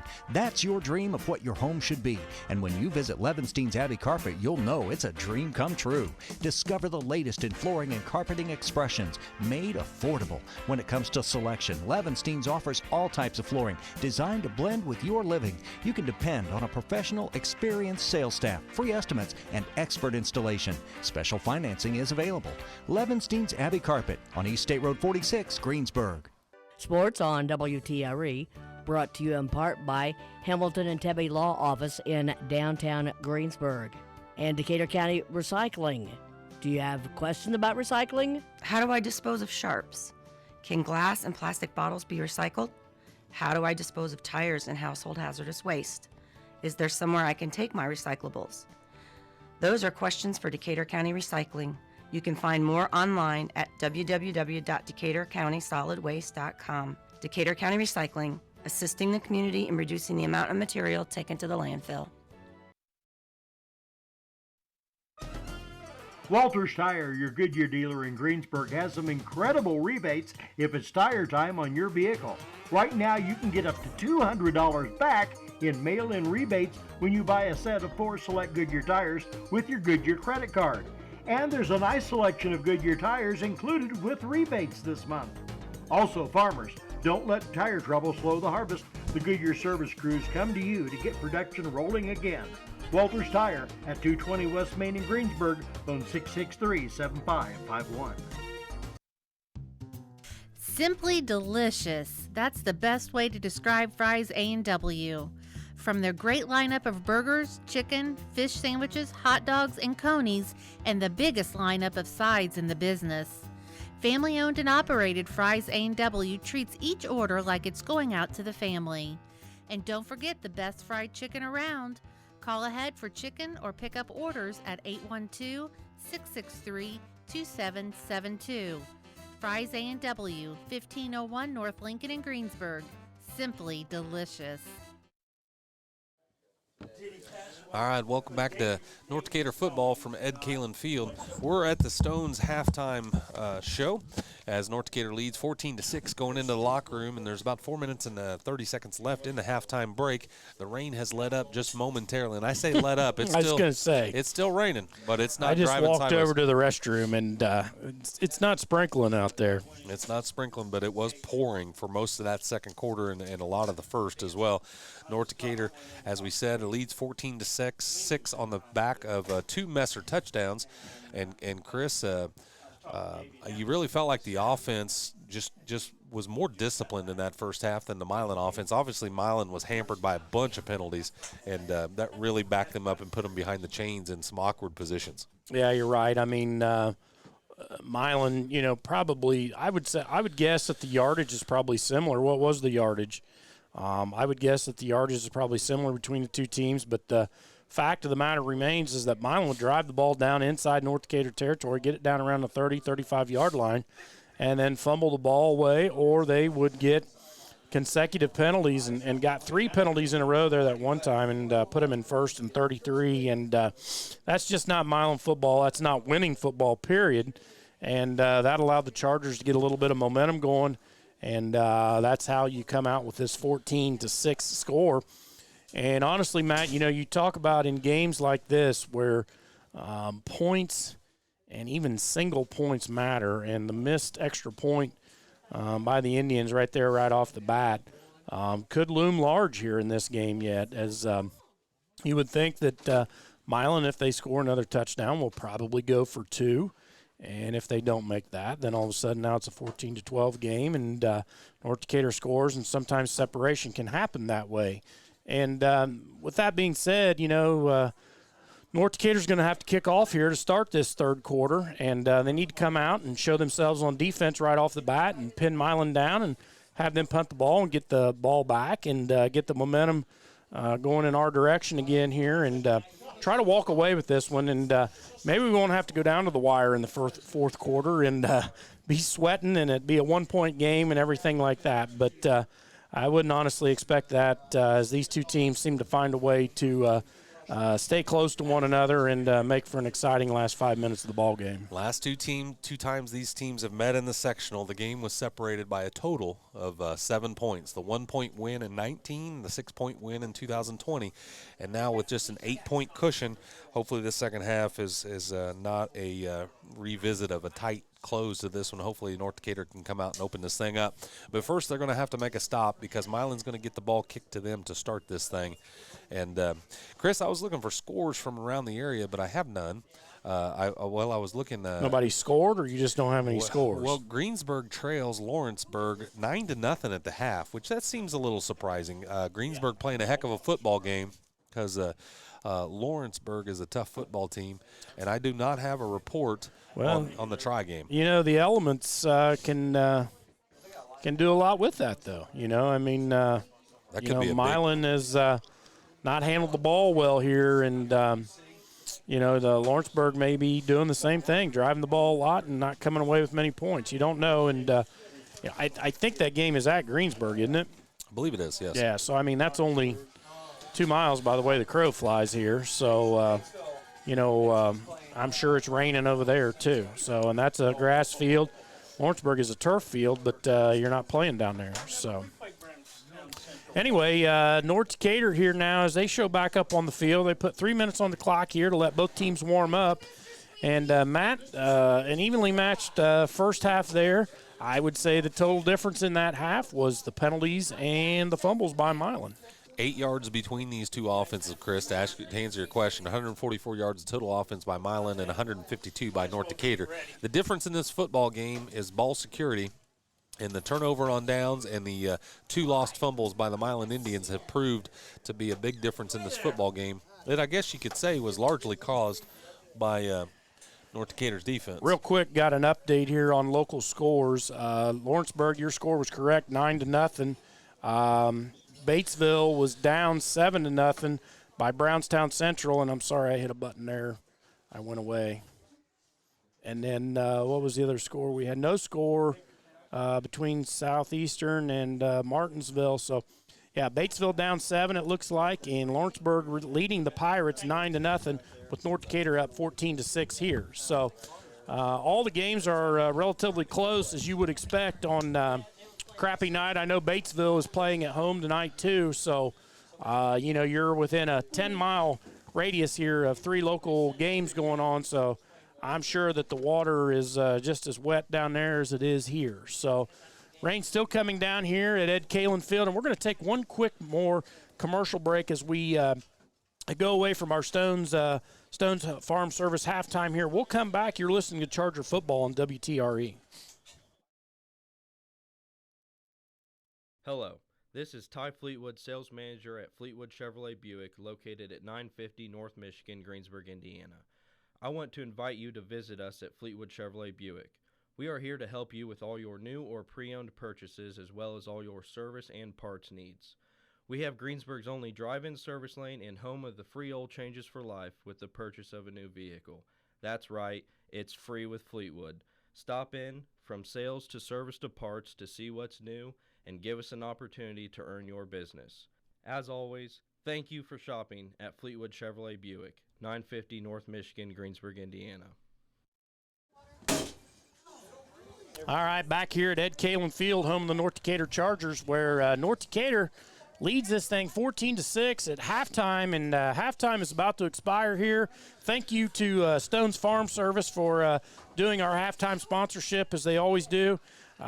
Kim and Tim, Paul and Nicole, everybody over there at Stone's Farm Service, we really appreciate that. We'd also like to give a shout-out to our game sponsor here tonight, and that's Walpe Heating and Cooling down at New Point, Indiana on State Road 46.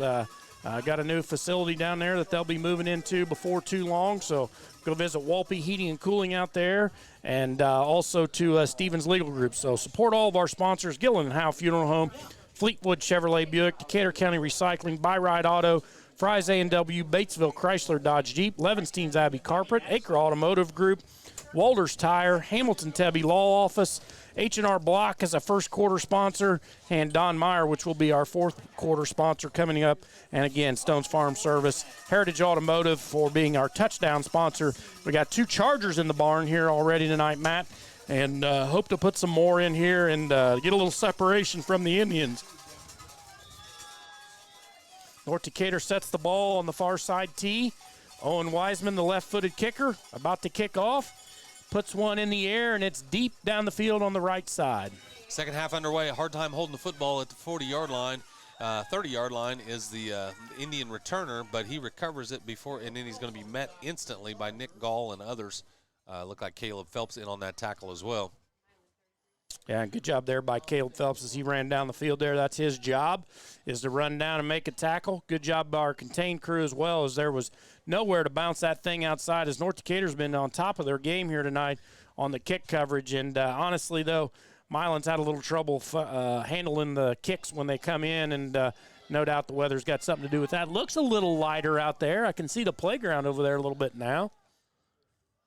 The sheets of rain have paused momentarily, and now maybe we'll have a little bit of a dry third quarter. It's not dry on the field, but the give is to Logan Reed. He cuts back, and he goes over the left-hand side. He's only going to pick up about a couple yards. This possession started about the 32-yard line of Milan. Yeah, nice little gain there for Reed on first down. It's going to set him up in about 2nd and 7. And North Decatur there coming up, making a nice tackle over there, setting the edge over there on that side as well. Brad Krieger, the freshman, playing over there. Owen Wiseman on the near side over here. As the North Decatur defense has played well tonight, aided by the turnovers by the Milan Indians, and North Decatur has taken full advantage of that. All right, now Rohrig had them set, but a whistle blows, dead ball foul. I don't know what they're going to call. There's no laundry out there. All right, so we just needed to talk to him. Rohrig gets the snap. The give is to Logan. Fake is to Logan. He keeps it. He's going to throw it back to Logan Reed, who ran a fake. He catches it on his fingertips as he's going out of bounds. But no, he said he's out of bounds. That was a fake off tackle to Logan Reed. He sprints up the sideline, and they throw back to him, but he wasn't able to make the catch inbounds. Yeah, good job there by Josh Evans. He didn't actually knock the pass down or wasn't able to create separation where the offensive guy couldn't catch the pass, but he did force him to the sideline, and when he did make the catch, he caught it out of bounds. So that's a pretty defensive play there by the Chargers. North Decatur shuffles around here on defense. Rohrig's back in the gun. The give is to Reed. Reed's over the right-hand side, makes a cut, and he piles up the middle. He's going to be close to the first down, but he's going to be about 1.5 yards short. They're going to bring up third down. What do you think, Matthew? Fourth down. I'm sorry, it is fourth down. You going to kick this thing away and let the Chargers have it, or are you going to go for this? I suspect, given the results of the last 2 years, they're an all-in type approach here. They're gonna go for this one. Trots a play into the huddle. Here comes Rohrig as he breaks the huddle. He's going to operate in the gun. He's got Johnson at tailback. He's got Alec Barker at fullback. Don't cheat back. They're spreading us out to give this thing up the middle. The hard count. And now he's sending somebody out of the game. I don't understand what that was about. I don't know how you can just stop that unless you have a timeout. I don't see any flags thrown. Well, they sent number 3, the quarterback, right? They sent Braden Rohrig out of the game. The umpire came Now he in. wants the clock wound. That was interesting. No indication from the the referee crew. The umpire just pointed at the quarterback and sent him to the sideline. So Rohrig is out of the game on this critical 4th down. And now at quarterback, I haven't seen his number yet. Well, they're just going Wildcat. Going Wildcat. The snap is going to be direct here to Johnson. The give is to Johnson. He's up the middle. He's going to have the first down, but that snap went to Logan Burton. And they give quickly to Riley Johnson. Riley Johnson picks up first down. Logan Burton, is that a transplant from Edinburgh? Cousin. He's a 5th cousin. 5th cousin? Mm-hmm. His daddy's uncle's grandma was related to his sister's aunt. Gotcha. Clear as mud. Yep. Is what we got cooking out there. I looked that up before the game. Yep. Got a little slip and slide of mud going down here on the near sideline. So did Rohrig come back in? Was he just out for a play? He is in right now. So whatever we sent him off the he throws Good it right. job. He throws a bubble screen out to the left-hand side. That's his buddy who's been trying to get the ball to Johnny Volk, and Johnny Volk didn't want that when he was met immediately. Caleb Phelps laid lumber to him over on the sideline. Looked like Caden Buckerhide was over there as well, too, and they stuck him right at the line of scrimmage here. Going to put him in 2nd and 10 here for the Chargers. And good job there by the secondary for North Decatur as the Charger defense flying to the football here in the 3rd quarter. Clock ticking with 9 minutes to go. 2nd and 10 here for the Indians from the 46-yard line. The fake. Rohrig pulls it and goes around the left-hand side, but he's going to be met by a host of Chargers who string him out to the sideline. Going to pick up a yard over there. Still hadn't gotten to midfield. This drive started on the 32-yard line of Milan, and after about 7 plays, still short here at the 47. Well, I tell you what, they've been pounding and pounding and pounding. They tried to throw the bubble screen out there, but if I was North Decatur, if I was my safeties back there, I'd be watching a little bit. They're going to try that over there middle again because we totally bombed that there once in the first half, and they're going to come back to that. You can count on that, Matt. All right, Rohrig in the gun. In motion is Johnson. Back to pass around the left-hand side, and he throws it. Has a guy at the sticks, and it bounces off his chest, incomplete. There for coverage was Caden Muckerhide, but I think if he even caught that, he was going to be short of the line to gain, and that's going to bring up 4th down. But sure, it would have made it about 4th and 2 feet, not 4th and 8 there. So a big drop there by the Milan receiver there. As that pass was right into the belly of the receiver. You can't do anything more than that. Now they're going to bring their kicking team on here. They're going to punt the ball away here to the Chargers, and Chargers are set up shallow, not looking for a deep kick here is Reed Messer. He's wanting to get some return action on this, Matt. Snap is good. The kick, a good kick, booming kick by Logan Burton, and that's going to go all the way into the end zone. He just got every bit of that. He kicked it from about the 42-yard line, so it's about a 58-yard plus punt. And it's going to end up being a touchback here for the Chargers and start the football at the 20-yard line. Yeah, good job there by Reed as he knew that was over his head. He had his feet set where he needed to be, knew that ball went over his head. It was going to have to stop on a dime or it was going to kick off into the end zone, and that's exactly what it did. So it sets the Chargers up here at 1st and 10 at the 25-yard line. If anybody out there can find the it's the 20-yard line. The Tri-High Knightstown score, shoot it over to my text if you've got my number. Looking for that here over the halftime. 8 minutes left here in the 3rd quarter. Chargers lead 14-6 in their first possession of the second half. The give is to Reed Messer of left-hand side. He's met by a wall, and that's a tough play by that kid. Number 10, Ethan Pierce, the sophomore. He takes on the lead block and Messer at the same time, and we only pick up a yard. Yep, and that was just a good defensive play there, like you said. And North Decatur here will have an opportunity here. Still positive yardage on there. We're in 2nd and 9 here as they break the huddle. Carson Palmer now split out. They're in a wildcat formation here. Messer takes a snap, a low snap. That's an up the middle there. Messer's going to take it right off tackle as he gets the direct snap. He's going to pick up about 2.5 yards, takes it just shy of the 25-yard line. And just a nice little mix-up there by Coach Stern, play calling there just to keep everybody on your toes. All of a sudden you've got your junior quarterback standing out here at the wide receiver slot and going to snap it back to your tailback and just let him run it up the middle there. Sets North Decatur up, though, still in third and kind of long here.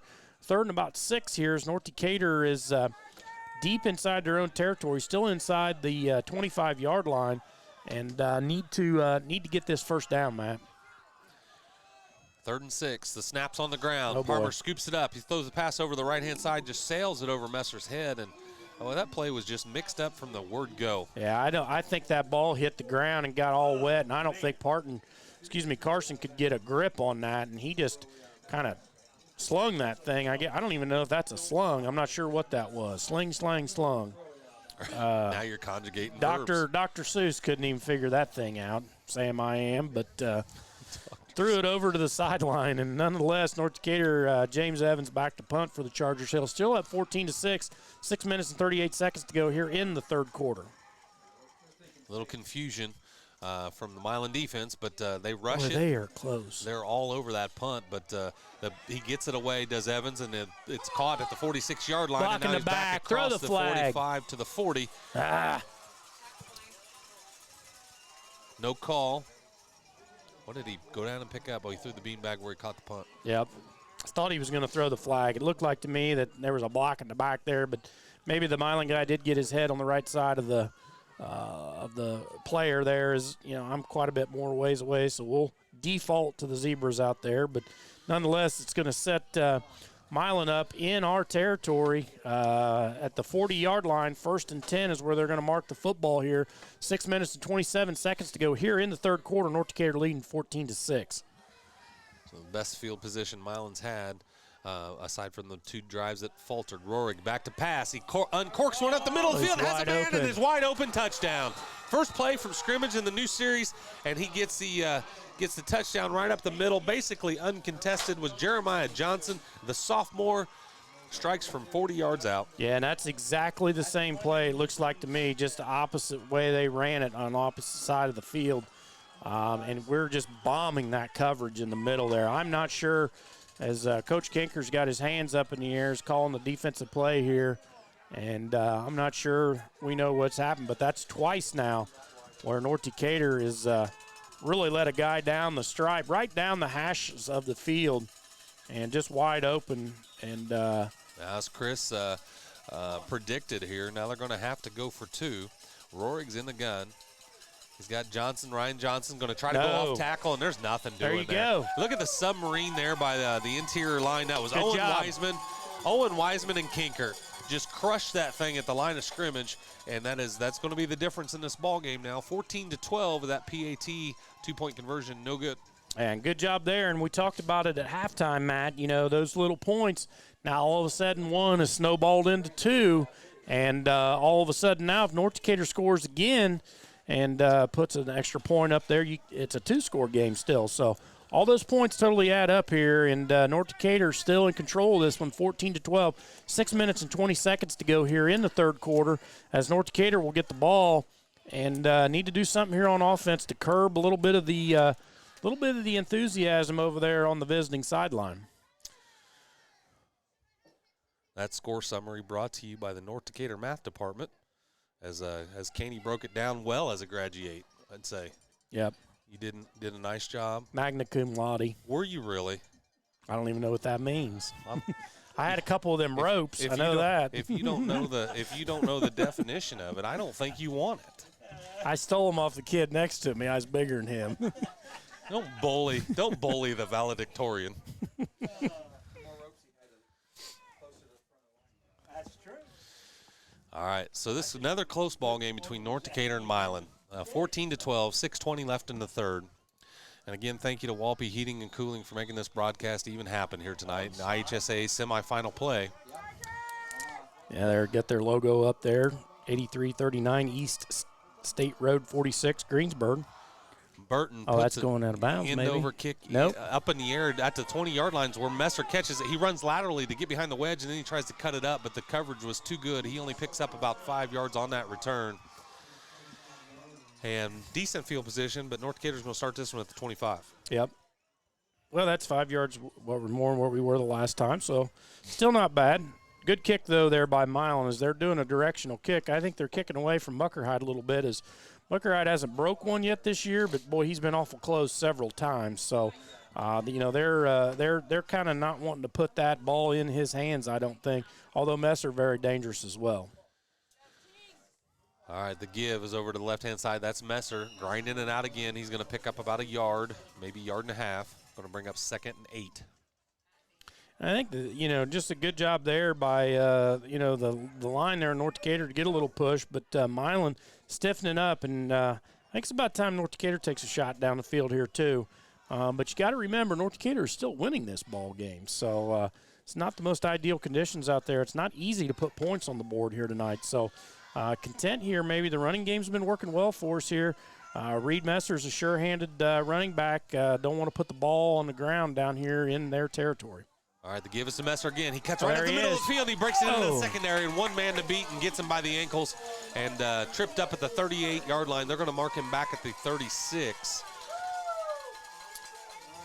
Well, I tell you what there, he just had one more tackle to break, and that thing would have been a race to the end zone. But nonetheless, a really good pickup there. Good job by the front line there, the guards, tackles, and centers of North Decatur to open that hole up. And, of course, Mr. Mester, he takes advantage of it right off the bat. And with a nice pickup there, sets the Chargers back out of their hole and pushes them closer to midfield here. All right, Parmer now under center. Give us to Evans, left-hand side. Evans going to churn it out and grind and drag Indians here as he picks up 5, 6. Still don't have him on the ground. He's going to get about a 6-yard gain and strong running by James Evans. Yeah, that kid really runs strong, and that's no doubt. He does that every play. That's not every once in a while. That's every play. And got the ball tucked in there tight tonight. That's what I like to see. Once in a while we get that ball floating around out there, and he's got it tucked in there tight, carrying it like it is pouring down rain out there tonight. Although the rain has let up quite a bit here. Don't tell the people that are sitting outside that, but it's not near as heavy as what it was. But still a little bit of a shower coming down here as the field's starting to get chewed up there from about the 30-yard line to 30-yard line now. Parmer under center, give back to Messer. We just grinded out on the ground. He's going to get the close to the first down over the left-hand side. And they're going to mark him short. He's going to be short. It's going to bring up about a 4th and 2. Third. Or 3rd and 2, excuse me. 3rd and 2, so still in good shape here. Ball's going to be marked right on the tip of the 45-yard line. Got the point down. Mr. Official keeps that thing, wiping that, and they're doing their best out there to keep the ball nice and dry for the Chargers, doing that for both teams as well when the Indians have the ball as well, too. So good job by this officiating crew. It's been a well-called game here tonight. 3rd and 2, 3 minutes and 45 seconds left in the third quarter. Parmer pitches back to Messer. Messer, right-hand side, has blocks. He has a seam at the middle. Broke it. And now he's got a safety to beat. He's across the 40. Now the 35, looking for daylight. Caught from behind. Oh, Caught good from job. behind at the 25-yard line. And if it wasn't for Mason Green, he would have scored up the left side in a whale of a run by Messer. That was just a great run there by Messers. He had to make 2 or 3 cuts on that, but I tell you what, even a better job as that guy was bearing down on him, reached right for the football, and Reed had that thing tucked up tight, and he wasn't able to shake it loose from him there. So after that long run, no fumble on the play. Reed was able to hang on to it, and now North Decatur in business here, trying to go up what would be 2 scores if we can get the extra point, Matt. 19-yard gain and a first down for the Chargers. Parmer has to field another snap on the ground. Whistle blew dead. False start. Well, I think they're going to call a false start because that ball slipped out of Kinker's hand on the snap. Why is that a false start? Because the center moved before the ball did. See what I mean? I think the ball slipped out and he's taken off. Well, yeah, I don't know. I mean, it got back to Carson. Well, this is true. Nonetheless, it's a false start. We're 1st and 15 now. Yeah. So this is what North Decatur does not want to start doing. What is it, this end of the field down here or not? This is when Milan ran into trouble. It's like the Bermuda Triangle down Yes, here. it is, from about the 40 to the 20. We got to get out of here. All drives get lost. Parmer I think I see the Titanic down there. Left side. He's around the edge, and he gets shoved out of bounds, knocked out of bounds hard. He's going to only pick up a couple there, about 2.5-yard gain. It's going to bring up 2nd and 12. All right, so North Decatur now with a little bit of work to do here as they ran one over to the short side of the field, and Milan just forced it to the sideline and pushed him out of bounds. Milan doing everything they can to try to keep this at a one-score game. Tough situation here. This is about the muddiest part of the field. Need to handle the football here. Give us a Messer. He's got space around the right-hand side. Boy, I'm just dying for him to bounce that out. I don't know what he's seeing. He's cutting back up, and that's a pickup of 2. Maybe not. I don't think they're going to give him anything there. Back to the line again. About 3rd and 11 here. Long 11, short 12 for the Chargers. And this is a big 3rd down here, Matt. My guess is, though, that this is 2-down territory for the Chargers.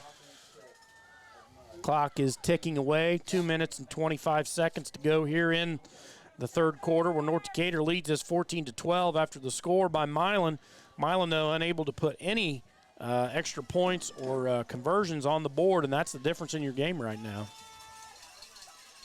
Oh, they run into one another. Parmer runs into Evans, but Evans gets out of there, and he's going to pick up positive yardage, but a rough mesh on the exchange. Yeah. Literally hit chest to chest. Very, very fortunate there that there wasn't a fumble, or we were even able to pick up about 3 to 4 yards on that play. It's going to set the Chargers up, though, in about 4th and 9. Long 8, short 9 here for the Chargers, and obviously this is the biggest play of the second half here for North Decatur so far, Matt. Minute 40 left in the 3rd quarter. North Decatur clinging onto a 2-point lead here in the sectional semifinal. And a big 4th down here ahead of the Chargers. Parmer brings them out of the huddle. He's got tight end to the left with a receiver out there, slot to the right. Ace back behind him is Messer. Fake to Messer. Rolls to his right, trying to set up a screen back to Messer. He sees his second guy down the field is Josh Evans, and he catches it on a knee. But I think he had enough for the 1st down. I think he did too, and that's okay. That's the first thing you got to do is you got to secure the catch, and that's exactly what Josh Evans did as he went down and got that ball, made sure that he made the grab, and sets him up now. North Decatur going to be 1st and 10, can still get a 1st down inside the 5-yard line. So 1st and 10 from the 14-yard line here. So North Decatur truly in business here, got Milan on their heels. And just like the first touchdown that Milan scored, North Decatur's looking to answer again. Parmer puts a guy in the backfield in motion, and the power eye will give to Messer. Messer's got to cut up the Touchdown. middle. It's a touchdown, North Decatur. They take the lead, or add to the lead.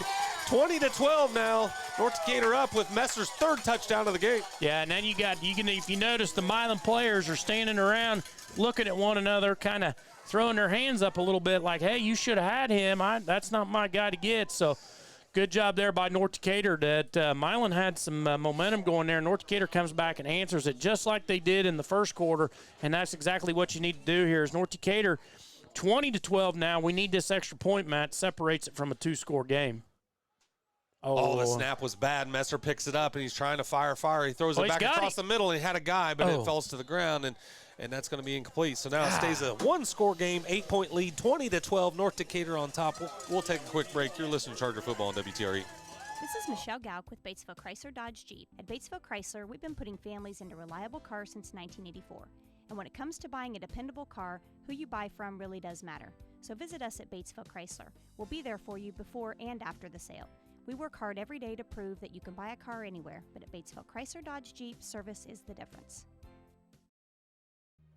We all make preparations for our family's well-being in case of an accident or job loss, but it's just as important to plan ahead for the inevitable, to record and communicate our end-of-life wishes to help ease the stress and emotional burden on our families. Helping our neighbors plan ahead with no cost or obligation is what Gilliland Howe Funeral Home does best. Planning your own funeral arrangements in advance is one of the greatest gifts you can give your loved ones. It can help eliminate guesswork for your family, and with our complimentary assistance, it's actually very simple to do. Give us a call at Gilliland Howe Funeral Home, 812-663-8341. All right, back here at Ed Kalen Field, home of the North Decatur Chargers, where North Decatur has just scored to go up 20-12, but missed the extra point opportunity that could have separated it with a 2-score game. And here's the kickoff, Wiseman. Oh, he pops it straight up in the air. North Decatur about had it. The ball went straight up in the air, and North Decatur almost came up with it. I think it was Krieger over there, possibly. Maybe. Oh, I think that was Krieger's over there as well as Fields, number 34. I think that's Evans was over there as well, too. Nonetheless, I tell you what, that was almost a huge mistake by Milan. You got to know that once that goes 10 yards, you have to get on the football. They looked like they were just going to let it land, and Boy, almost a big turn of events there for the Chargers, but nonetheless just didn't quite go our way. Milan's going to get the ball at the 34-yard line with 49.4 seconds left to go here in the third quarter. North Decatur leads 20-12. All right, Rohrig in the gun. Puts number 45 in motion. That's Barker. Quarterback keeps over the left-hand side, and Krieger's there to take him down for a big loss. He's going to lose 3 yards on this play. It's going to bring up 2nd and 13 from the 20-yard line, 22-yard line. Or, I'm sorry, 32-yard line. Good job there by Krieger. The way to stay home is they ran the fake over to the south side of the field, the near side of the field. Quarterback pulled the ball out, and they've been doing that all night. I tell you what, the quarterback likes to pull it out of there and run a little bit, and he should have let the running back have it that time, as Mr. Krieger didn't bite on that at all. His defense have stayed strong all night long and given Milan all sorts of fits. This time the give is to Reed, I believe. His jersey is dirty, and I can't hardly read his number. Yeah, that was Reed coming up the middle there, and you can just tell by the way he runs. He twists and turns and everything like that. That's the end of the third quarter here, where North Decatur, the Chargers, each team scores 6 points there in the third quarter. North Decatur's going to walk away from this one 20-12. You're listening to sectional football at the home of the Chargers, and thank you to WTRE. This is Michelle Gauk with Batesville Chrysler Dodge Jeep. At Batesville Chrysler, we've been putting families into reliable cars since 1984. And when it comes to buying a dependable car, who you buy from really does matter. So visit us at Batesville Chrysler. We'll be there for you before and after the sale. We work hard every day to prove that you can buy a car anywhere, but at Batesville Chrysler Dodge Jeep, service is the difference. We all make preparations for our family. Flooring so beautiful, so exciting, it looks as though it were designed for your home alone. That's your dream of what your home should be. And when you visit Levenstein's Abbey Carpet, you'll know it's a dream come true. Discover the latest in flooring and carpeting expressions, made affordable. When it comes to selection, Levenstein's offers all types of flooring designed to blend with your living. You can depend on a professional, experienced sales staff, free estimates, and expert installation. Special financing is available. Levenstein's Abbey Carpet on East State Road 46, Greensburg. Sports on WTRE, brought to you in part by Hamilton and Tebby Law Office in downtown Greensburg and Decatur County Recycling. Do you have a question about recycling? How do I dispose of sharps? Can glass... And back here at Ed Kalen Field, sorry to cut the commercial stuff there, but they're going back to live action here as Milan's got the ball, 3rd and 9. Braden Rohrig puts a man in motion across the formation. That's Johnny Volk. The fake is to Reed. They throw it to Volk over there on the flat, and that ball just fires out of bounds. Pass incomplete. Yeah, not even a chance on that. And I'm not even sure that had no chance of going nowhere anyways. We had 2 guys over there, and that ball, had he caught it, was going to be probably not even get back to the line of scrimmage. So question the play call there, maybe a little bit by Milan is man, the stuff over the middle's been working, and they seem to kind of went away from that in that drive, Matt. All right, now we're sitting at 4th and 9, and Milan's going to have to. No, they're going to. They're going to punt. They're going to bring the punter on the field here. Number 43, Logan Burton. Kid does all the place kicking and the punting, and Burton puts a foot into it, and it's a high, straight short up in the kick. air. Get back, get away. That one dribbles out of bounds at the 45-yard. Hits the 45-yard lines and just straight down the line out of bounds. The Chargers are going to get great field position out of a poor punt. Yeah, and old Cooper Palmer looked like somebody shot a shotgun at his rear end there as he took off running to get away from that one as everybody was hollering at him, as you didn't know where that ball was going to come down at, and that's a weird feeling when you're running down the field and that thing's popped up in the air like that. Nonetheless, North Decatur going to take over an excellent field position here and need to put some points on the board here, Matt. Yeah, a score on this drive with 11:48 left in the Don Meyer fourth quarter would be a huge cushion going into the tail end of this game. Maybe we can escape the last-minute heroics that we've had the last two sectionals against this team. Reed Messer over left-hand side. He breaks through into the second level, crosses midfield. He's going to be taken down on the north edge of that logo, about the 52-yard line. Yeah, and I just from my vantage point up here, it looks like North Decatur is starting to wear down Milan a little bit. Those runs that Milan was stuffing for maybe a yard or no gain or 2 yards gains, now those are being 5-yard gains and 6-yard gains. And I don't think you're not going to see North Decatur go away from that too much here, as they're going to going to pound this football till Milan says they can't pound it anymore. Boy, North Decatur will wear a team out, too, because they come sprinting out of that huddle, and they're quick to snap the football. In motion is Josh Evans. The give over to the right-hand side is Messer, and Messer's into that second level. Quickly picks up another 3. Going to bring up an extremely manageable third down. Yep, good job there. Just a simple off-tackle play. Good lead block there by James Evans as he picked up the end and linebacker over there on that side. And now it sets North Decatur up in a very manageable third down, like Matt said. And if nothing else, probably a chance to go for it on fourth down if they get stuffed here. However, the way this line's been eating up the Milan line here, I would think we'll get positive yardage. Third and a long one. We'll call it, looks like 2. Power eye backfield. Messer's met in the back, and he's hammered. And I think there's a missed block assignment there, but Wagner got in there, Winger got in there, and just hammered Messer as soon as he got the football. Yeah, and boy, that's not what you want happening. I didn't expect that at all. Looked like Milan maybe ran some kind of a little stunt up front there, maybe a twist with the lineman and brought the linebacker. Nonetheless, that was a big defensive stop there by Milan. But however, North Decatur lines up right away, going to go for it with the ball on the 47, 46, 48-yard line. 47-yard line, 4 to go here. Palmer barks back to his power eye backfield behind him. The give is to Messer. Messer left-hand side. He's met. He drives his feet. Second effort to get it, but I think he's going to be. Got it. They're going to give it to him. Boy, they're not going to give it to him. He earned it. It's going to be awfully, awfully close. Milan says it's theirs. North Decatur saying first down. That's ours. That's a first down. I believe he's going to measure it. Chain gang going to get to trot onto the field here. Boy, second effort there by Messer as he was jammed at the line of scrimmage, but kind of twisted a little bit. That's a first down. That's a first down. I can see that from here, and I've only got one eye. And he doesn't have his cheaters on or nothing. No. All right, they put the clip on the 50-yard line. They're going to stretch That's the a first chain. down by a football. And that's a first down Chargers. They maintain possession, 9:45 and to go in the fourth, and an 8-point lead here. That was a huge play. And Messer kind of put that one on his back and just carried us across the line. Yeah, good job there by Reed as he knew exactly where he needed to be. The initial hit was there, fought through it and got through there, and just a real good job there. Credit the offensive line, too. North Decatur breaks the huddle quickly. And a give over to the right-hand side. Messer hurdles one and gets mowed down by the second one right as that knee landed. And that's a dangerous play for an ACL. Yeah, I don't like to see that, but nonetheless, we escaped with it. And nice run there by Reed. You know he's going to give it all he's got, and it's pick up about 5 yards, maybe even 6.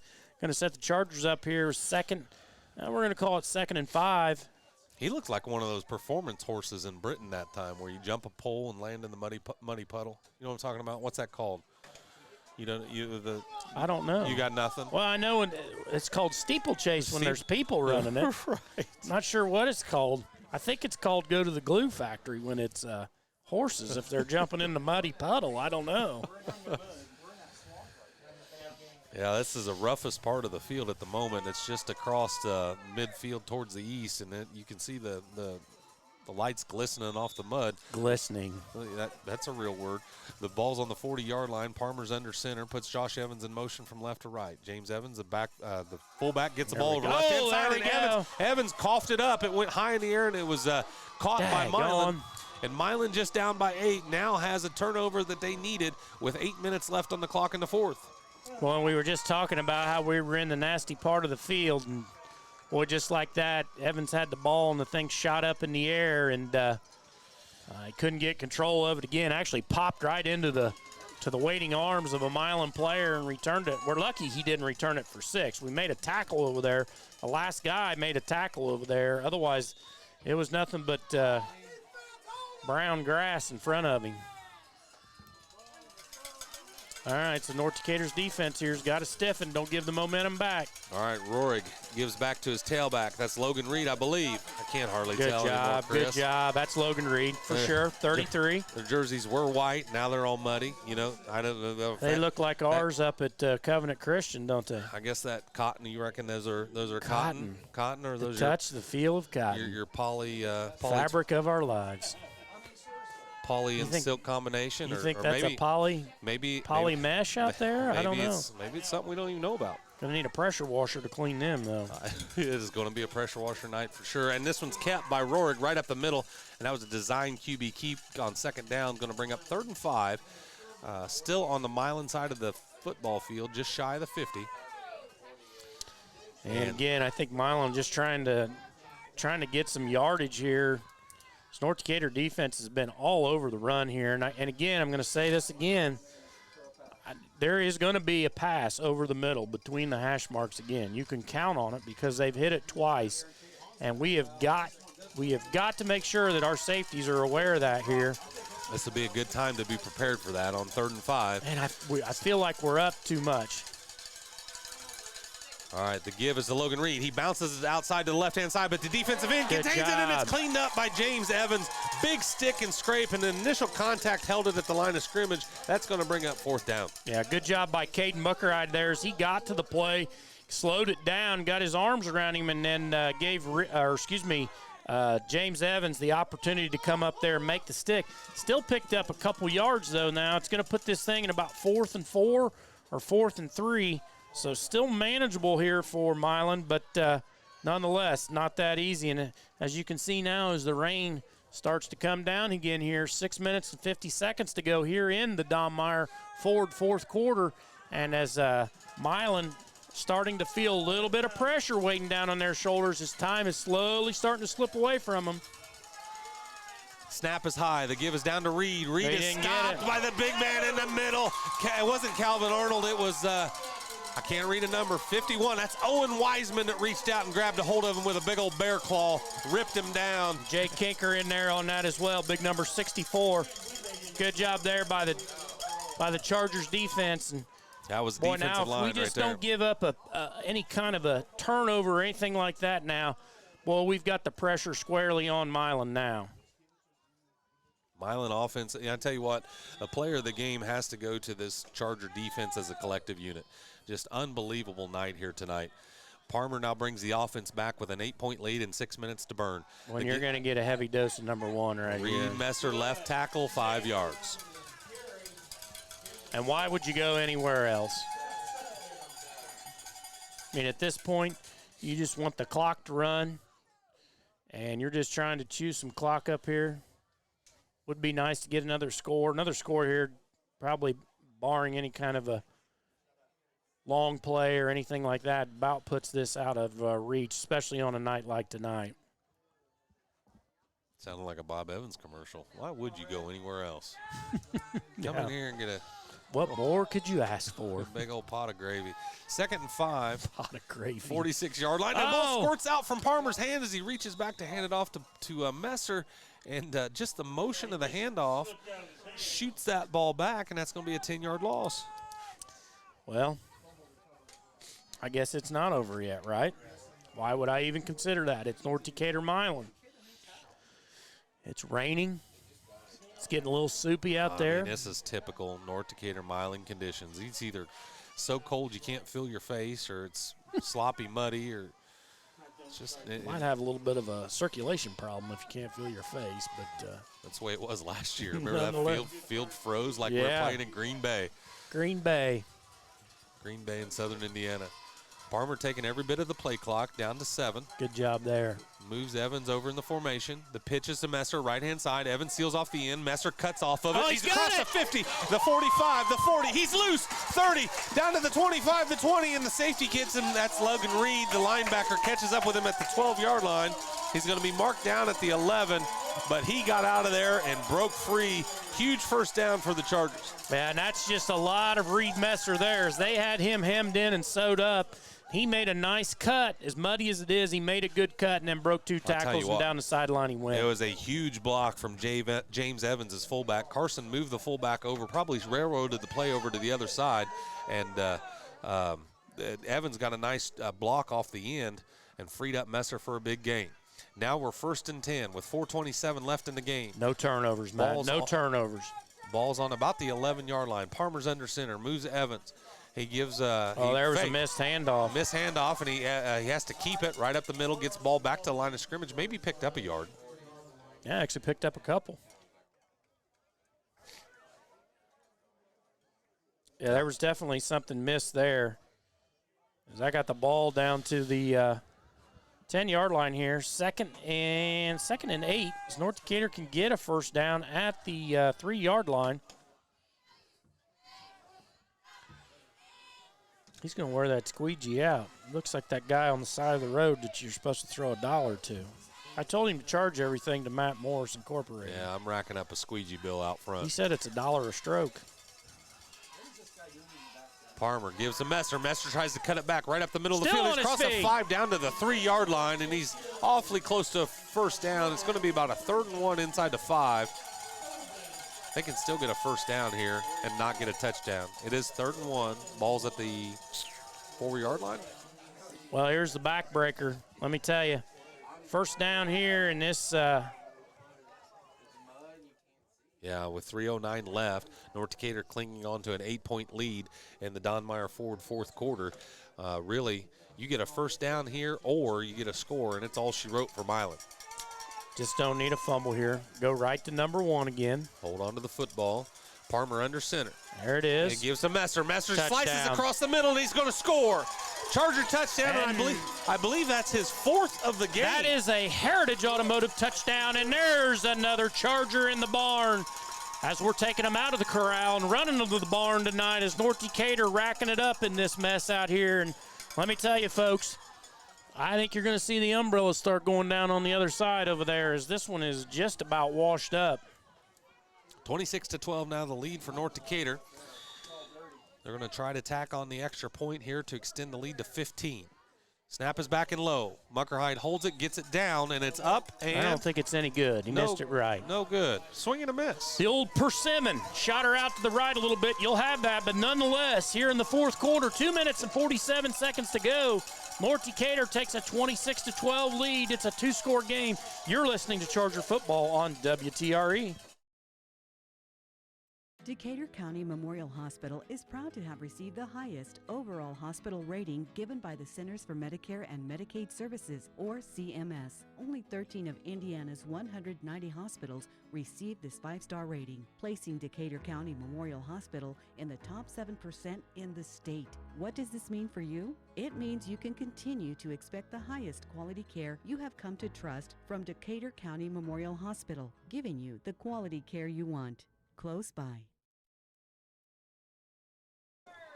All right, back here at Ed Kalen Field, home of the Duroc Hog Wallering Hole, as North Decatur has went up on this 26-12 here, and now the rain starts to pound down again. North Decatur firmly in control of this. It's going to take some kind of a mistake by the Chargers or some big plays here by the Indians to even get back in this thing, as the conditions here just continue to fade. North Decatur getting ready to kick off to the Indians. Wiseman puts his foot into it. It drives it back to the 26-yard line. It's picked up there, and there's a return across the 40. No. He spins out of a tackle. He's across midfield. Now he's down to the 30, the 20, at one man to beat. He's going to be shoved out of bounds. No, he stays in bounds, toes the line, and that's a kickoff return for a touchdown. But there's a flag maybe. Holding. We got to hold. This is coming back. I seen it. That's gonna fire up the opposing team over there, but call was made on this side of the field.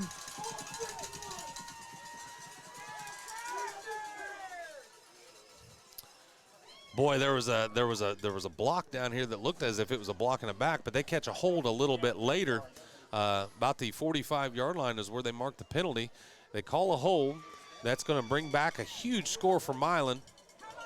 Well, that was I didn't see it. I'm not going to lie, but in defense of the referees, that is exactly where the play happened. So, I mean, at least he didn't throw something 20 yards away or whatever. But nonetheless, super happy over here on the home side and probably not so happy over on the far side, Matt, as probably couldn't run the microphone over there and do any sideline reporting right now. No, shoot, it was. I thought the walls were coming down in the press box. Are those 6-inch walls down there, Chris? I don't know. Brace yourselves, boys. We might get sucked over there. They I don't felt know. like tissue paper a minute ago. So, 2:34. Now Milan gets the ball at the 35-yard line after the penalties marked off on the return. Now Rorig's back to pass. There's your nope. Into Monsoon. It's Cotto across the middle. That's number 45 on the catch, Alec Barker. 9-yard gain. Clock continues to wind. 2:25. North Decatur clinging on to a 14-point lead here as the rain is significantly picked up at this point. Yeah, well, you're going to give them that, though. I mean, if it's going to – at that rate, if they're going to go past like that, it's going to take them longer than 2 minutes to get down there. So you'll take that even if they get the first down here, as the clock's going to tick down to 2 minutes to go before they even get this play off. Still don't have it all. Using a lot of play clock. Back to passes Rohrig. Rolls to his right-hand side. Slings one up the right-hand sideline, and it is off the tips of the fingertips on that out route. Incomplete.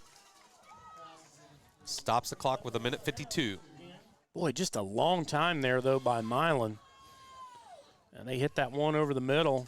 Milan with all their timeouts, I think, but not going to help any if they don't score here quickly. And at this point, Matt, you're just keeping everything in front of you.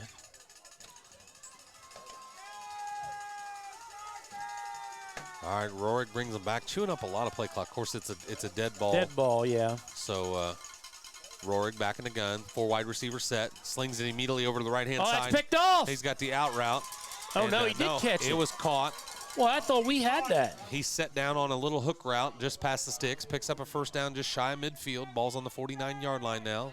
The clock will wind after they move the chains. There he goes. Referee wants the clock wound. 1:45. 1:45. Rohrig snaps the ball, slings a short pass over the right hand, and he is hammered out of bounds by Evan Howe. Well, again, I mean, you just can't dink and dunk your way down there. And maybe they're setting something up. Again, if I think we need to be ready. I'd tell Mr. Messer, Mr. Palmer, Cooper, I'd say watch the middle of the field. Watch the hash. They're going to try it again. They have to. If they don't, I'll be surprised. Rohrig looking right. Another out route. Well, I didn't even gain any yards. He lost a half a yard on that play. I think he ran out of bounds behind the box. Yeah, all they're doing is burning 5 or 6 seconds off the clock every time.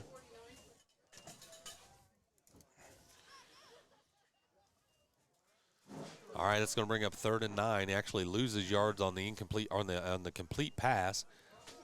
And 1:30 to go here. Taking every bit of their play clock in the huddle as they discuss this one. Look for a strike down the field here. They talked it over at length. If it's not going to be this one, it's got to be the next one. It's 3rd and 9. Rohrig's in the gun. He's got Riley Johnson dotting the ace behind him. Now they move a guy back, move a guy up. Back to pass is Rohrig. Another out route to the left-hand side, sails over his head out of bounds. And I'm telling you, I don't get it. Do you? All he's got is these out routes out in front of him, and even if he catches that, his momentum's carrying him out of bounds. Yeah, now you've got to throw it at the stick. Yeah. I mean, you've got to make sure you got it 4th and 9 here, and if you don't run 10 yards before you turn around to catch the ball, you're crazy. So, I mean, hopefully for the Chargers here, we run more of the same. 4th and 9. Ball's at the 49-yard line of North Decatur. Johnny Volk in motion across the formation. He's got 2 receivers to the right, 1 to the left. Hard count. Owen Wiseman jumps and slides, and he's flagged. That's going to give him 5. So he gets 5 of that back. Boy, there's no putting the brakes. Owen doesn't have anti-lock brakes when there's this much water on the field. It wouldn't matter anyway.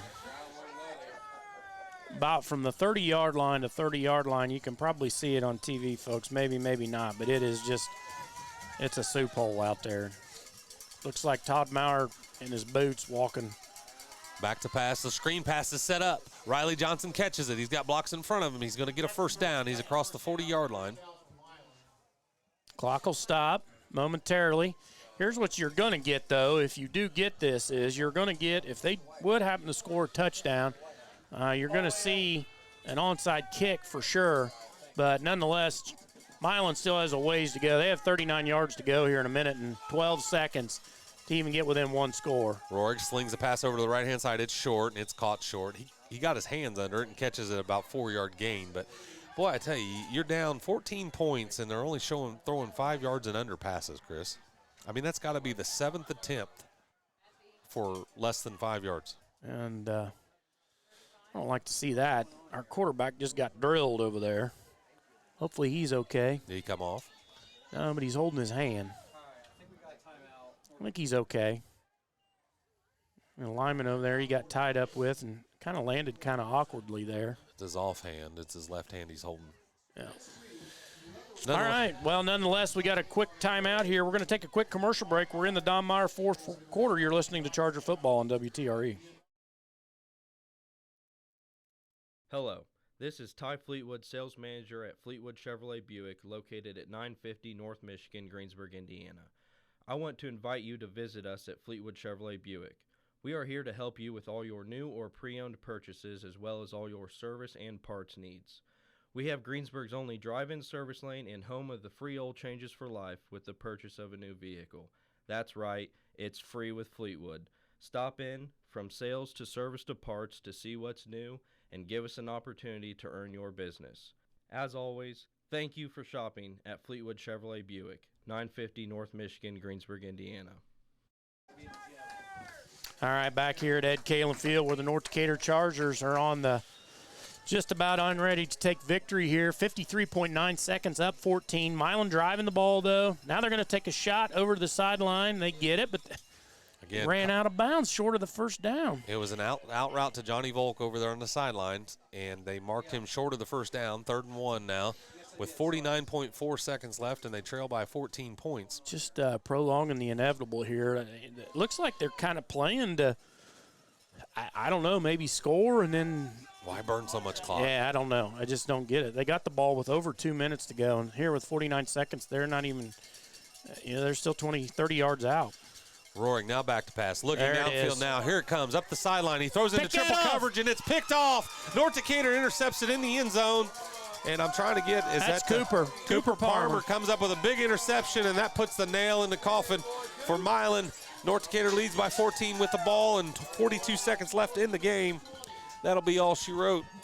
Yeah, good job there by Coopers. He just played center field on that one. That's exactly what we talked about. We knew they had to take a shot down the field at some point, and they took it right there, and we had everybody back there. And North Decatur now with 42.8 seconds to go is going to walk away with this one, and not as close as what they've been in the past here, folks, as North Decatur kind of dominated this one tonight, to be honest with you.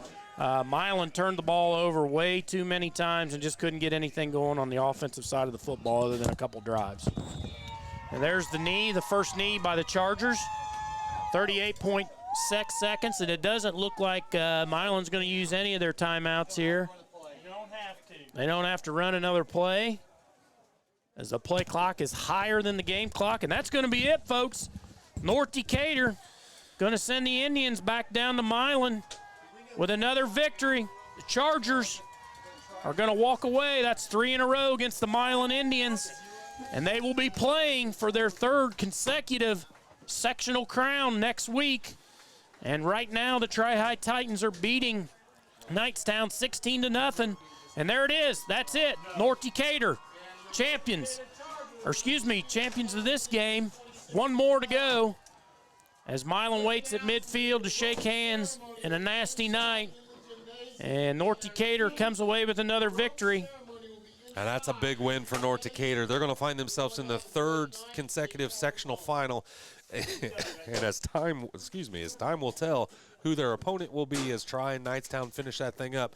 The two teams meet at midfield, shake hands. We're going to take a quick break and come back with your post-game show. You're listening to Charger Football on WTRE.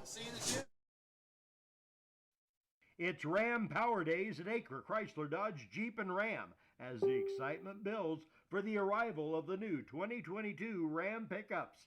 They're arriving now. Check them out at 1407 North Lakin or place your order and be next in line to snag your new 2022 Ram pickup. See the boys, Kevin Milburn, Ron Gardner, Tony DiLoretto, or Josh Camplain, because they're making deals during Ram Power Days at Acre Chrysler Dodge Jeep and Ram in Greensburg. Now back here at North Decatur High School, Ed Kalen Field, a little muddy Ed Kalen Field, but nonetheless, Chargers victorious tonight here over the Milan Indians, and 26-12 was the final score And game, Matt, other than a couple drives that North Decatur pretty much dominated here through this 4 quarters of play. They really did, and it was mainly the North Decatur defense that set the tone here early and often. Every drive that Milan had in the first half, with the exception of the very opening drive, ended up in a turnover, whether it was a fumble lost or a turnover on downs. 3 fumbles lost and a turnover on downs in the first half. Second half, nothing else doing either. They did have the one quick hitter. Again, just a couple bright plays really is about all the offense was able to muster for Milan. Yeah, those 2 plays over the middle. And that was it. North Decatur comes out victorious, 26-12. And, Chris, second half stats were pretty impressive for North Decatur. They double basically their offensive output with 282 total yards for the game. They had about a 152 at halftime. They held Milan to about a 239-yard gain. So we spread the difference on the yardage pretty quickly. Time of possession in the second half. North Decatur still 6 minutes behind in time of possession, but they were able to strike up 15 first downs versus Milan's 11, and just way more efficient with the football was North Decatur, and obviously put more points on the board and had fewer penalty yards on the game. Cleaner played game, more well executed by North Decatur, and finally get this one out of the grasp of Milan late in the fourth quarter, and they just didn't have the offense to move down the field. A young Milan team that's definitely talented, but now North Decatur turns their sights to their next opponent, and it looks as if the outcome at the other side of the bracket is Tri-High versus Knightstown. Tri was up 16 points to nothing here in the third quarter, and it looks like we're traveling to Strawn, Chris, if I read the bracket properly.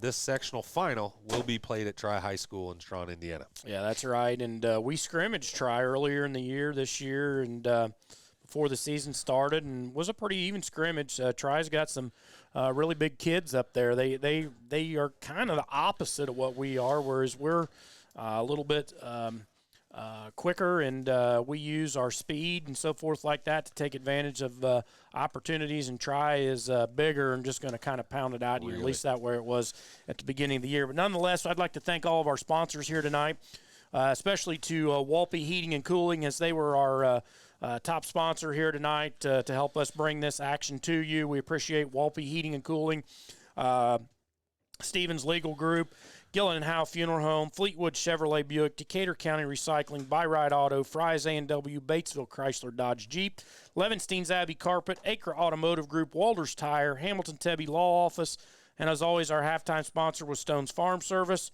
First quarter sponsor, H&R Block. Fourth quarter, Don Meyer. Heritage Automotive was our touchdown sponsor tonight. And, Matt? I like to think one more week. One more week of football, and it's another sectional final, the third in 3 years here for this football program, and it's an exciting time. We hope you'll tune in and watch that game up at Strawn, or come with us. Come with us first and foremost. Let's travel well, but if you can't make it, we'll broadcast that one as well. Special thank you to Dave Henderson for making all this happen. Thank you to Dave. He did a good job tonight, fought the elements there as well, just like the team did, and just a really first-class broadcast here tonight. And we'll put a plug in there for Owen's Auction Service as well, helping us with some equipment to make all this happen. But when it's all said and done, North Decatur comes out victorious, 26-12 here in the Sectional 47 semifinal over the Milan Indians. On behalf of Chris Caney, I'm Matt Morris. Thank you all for watching, and have a good night.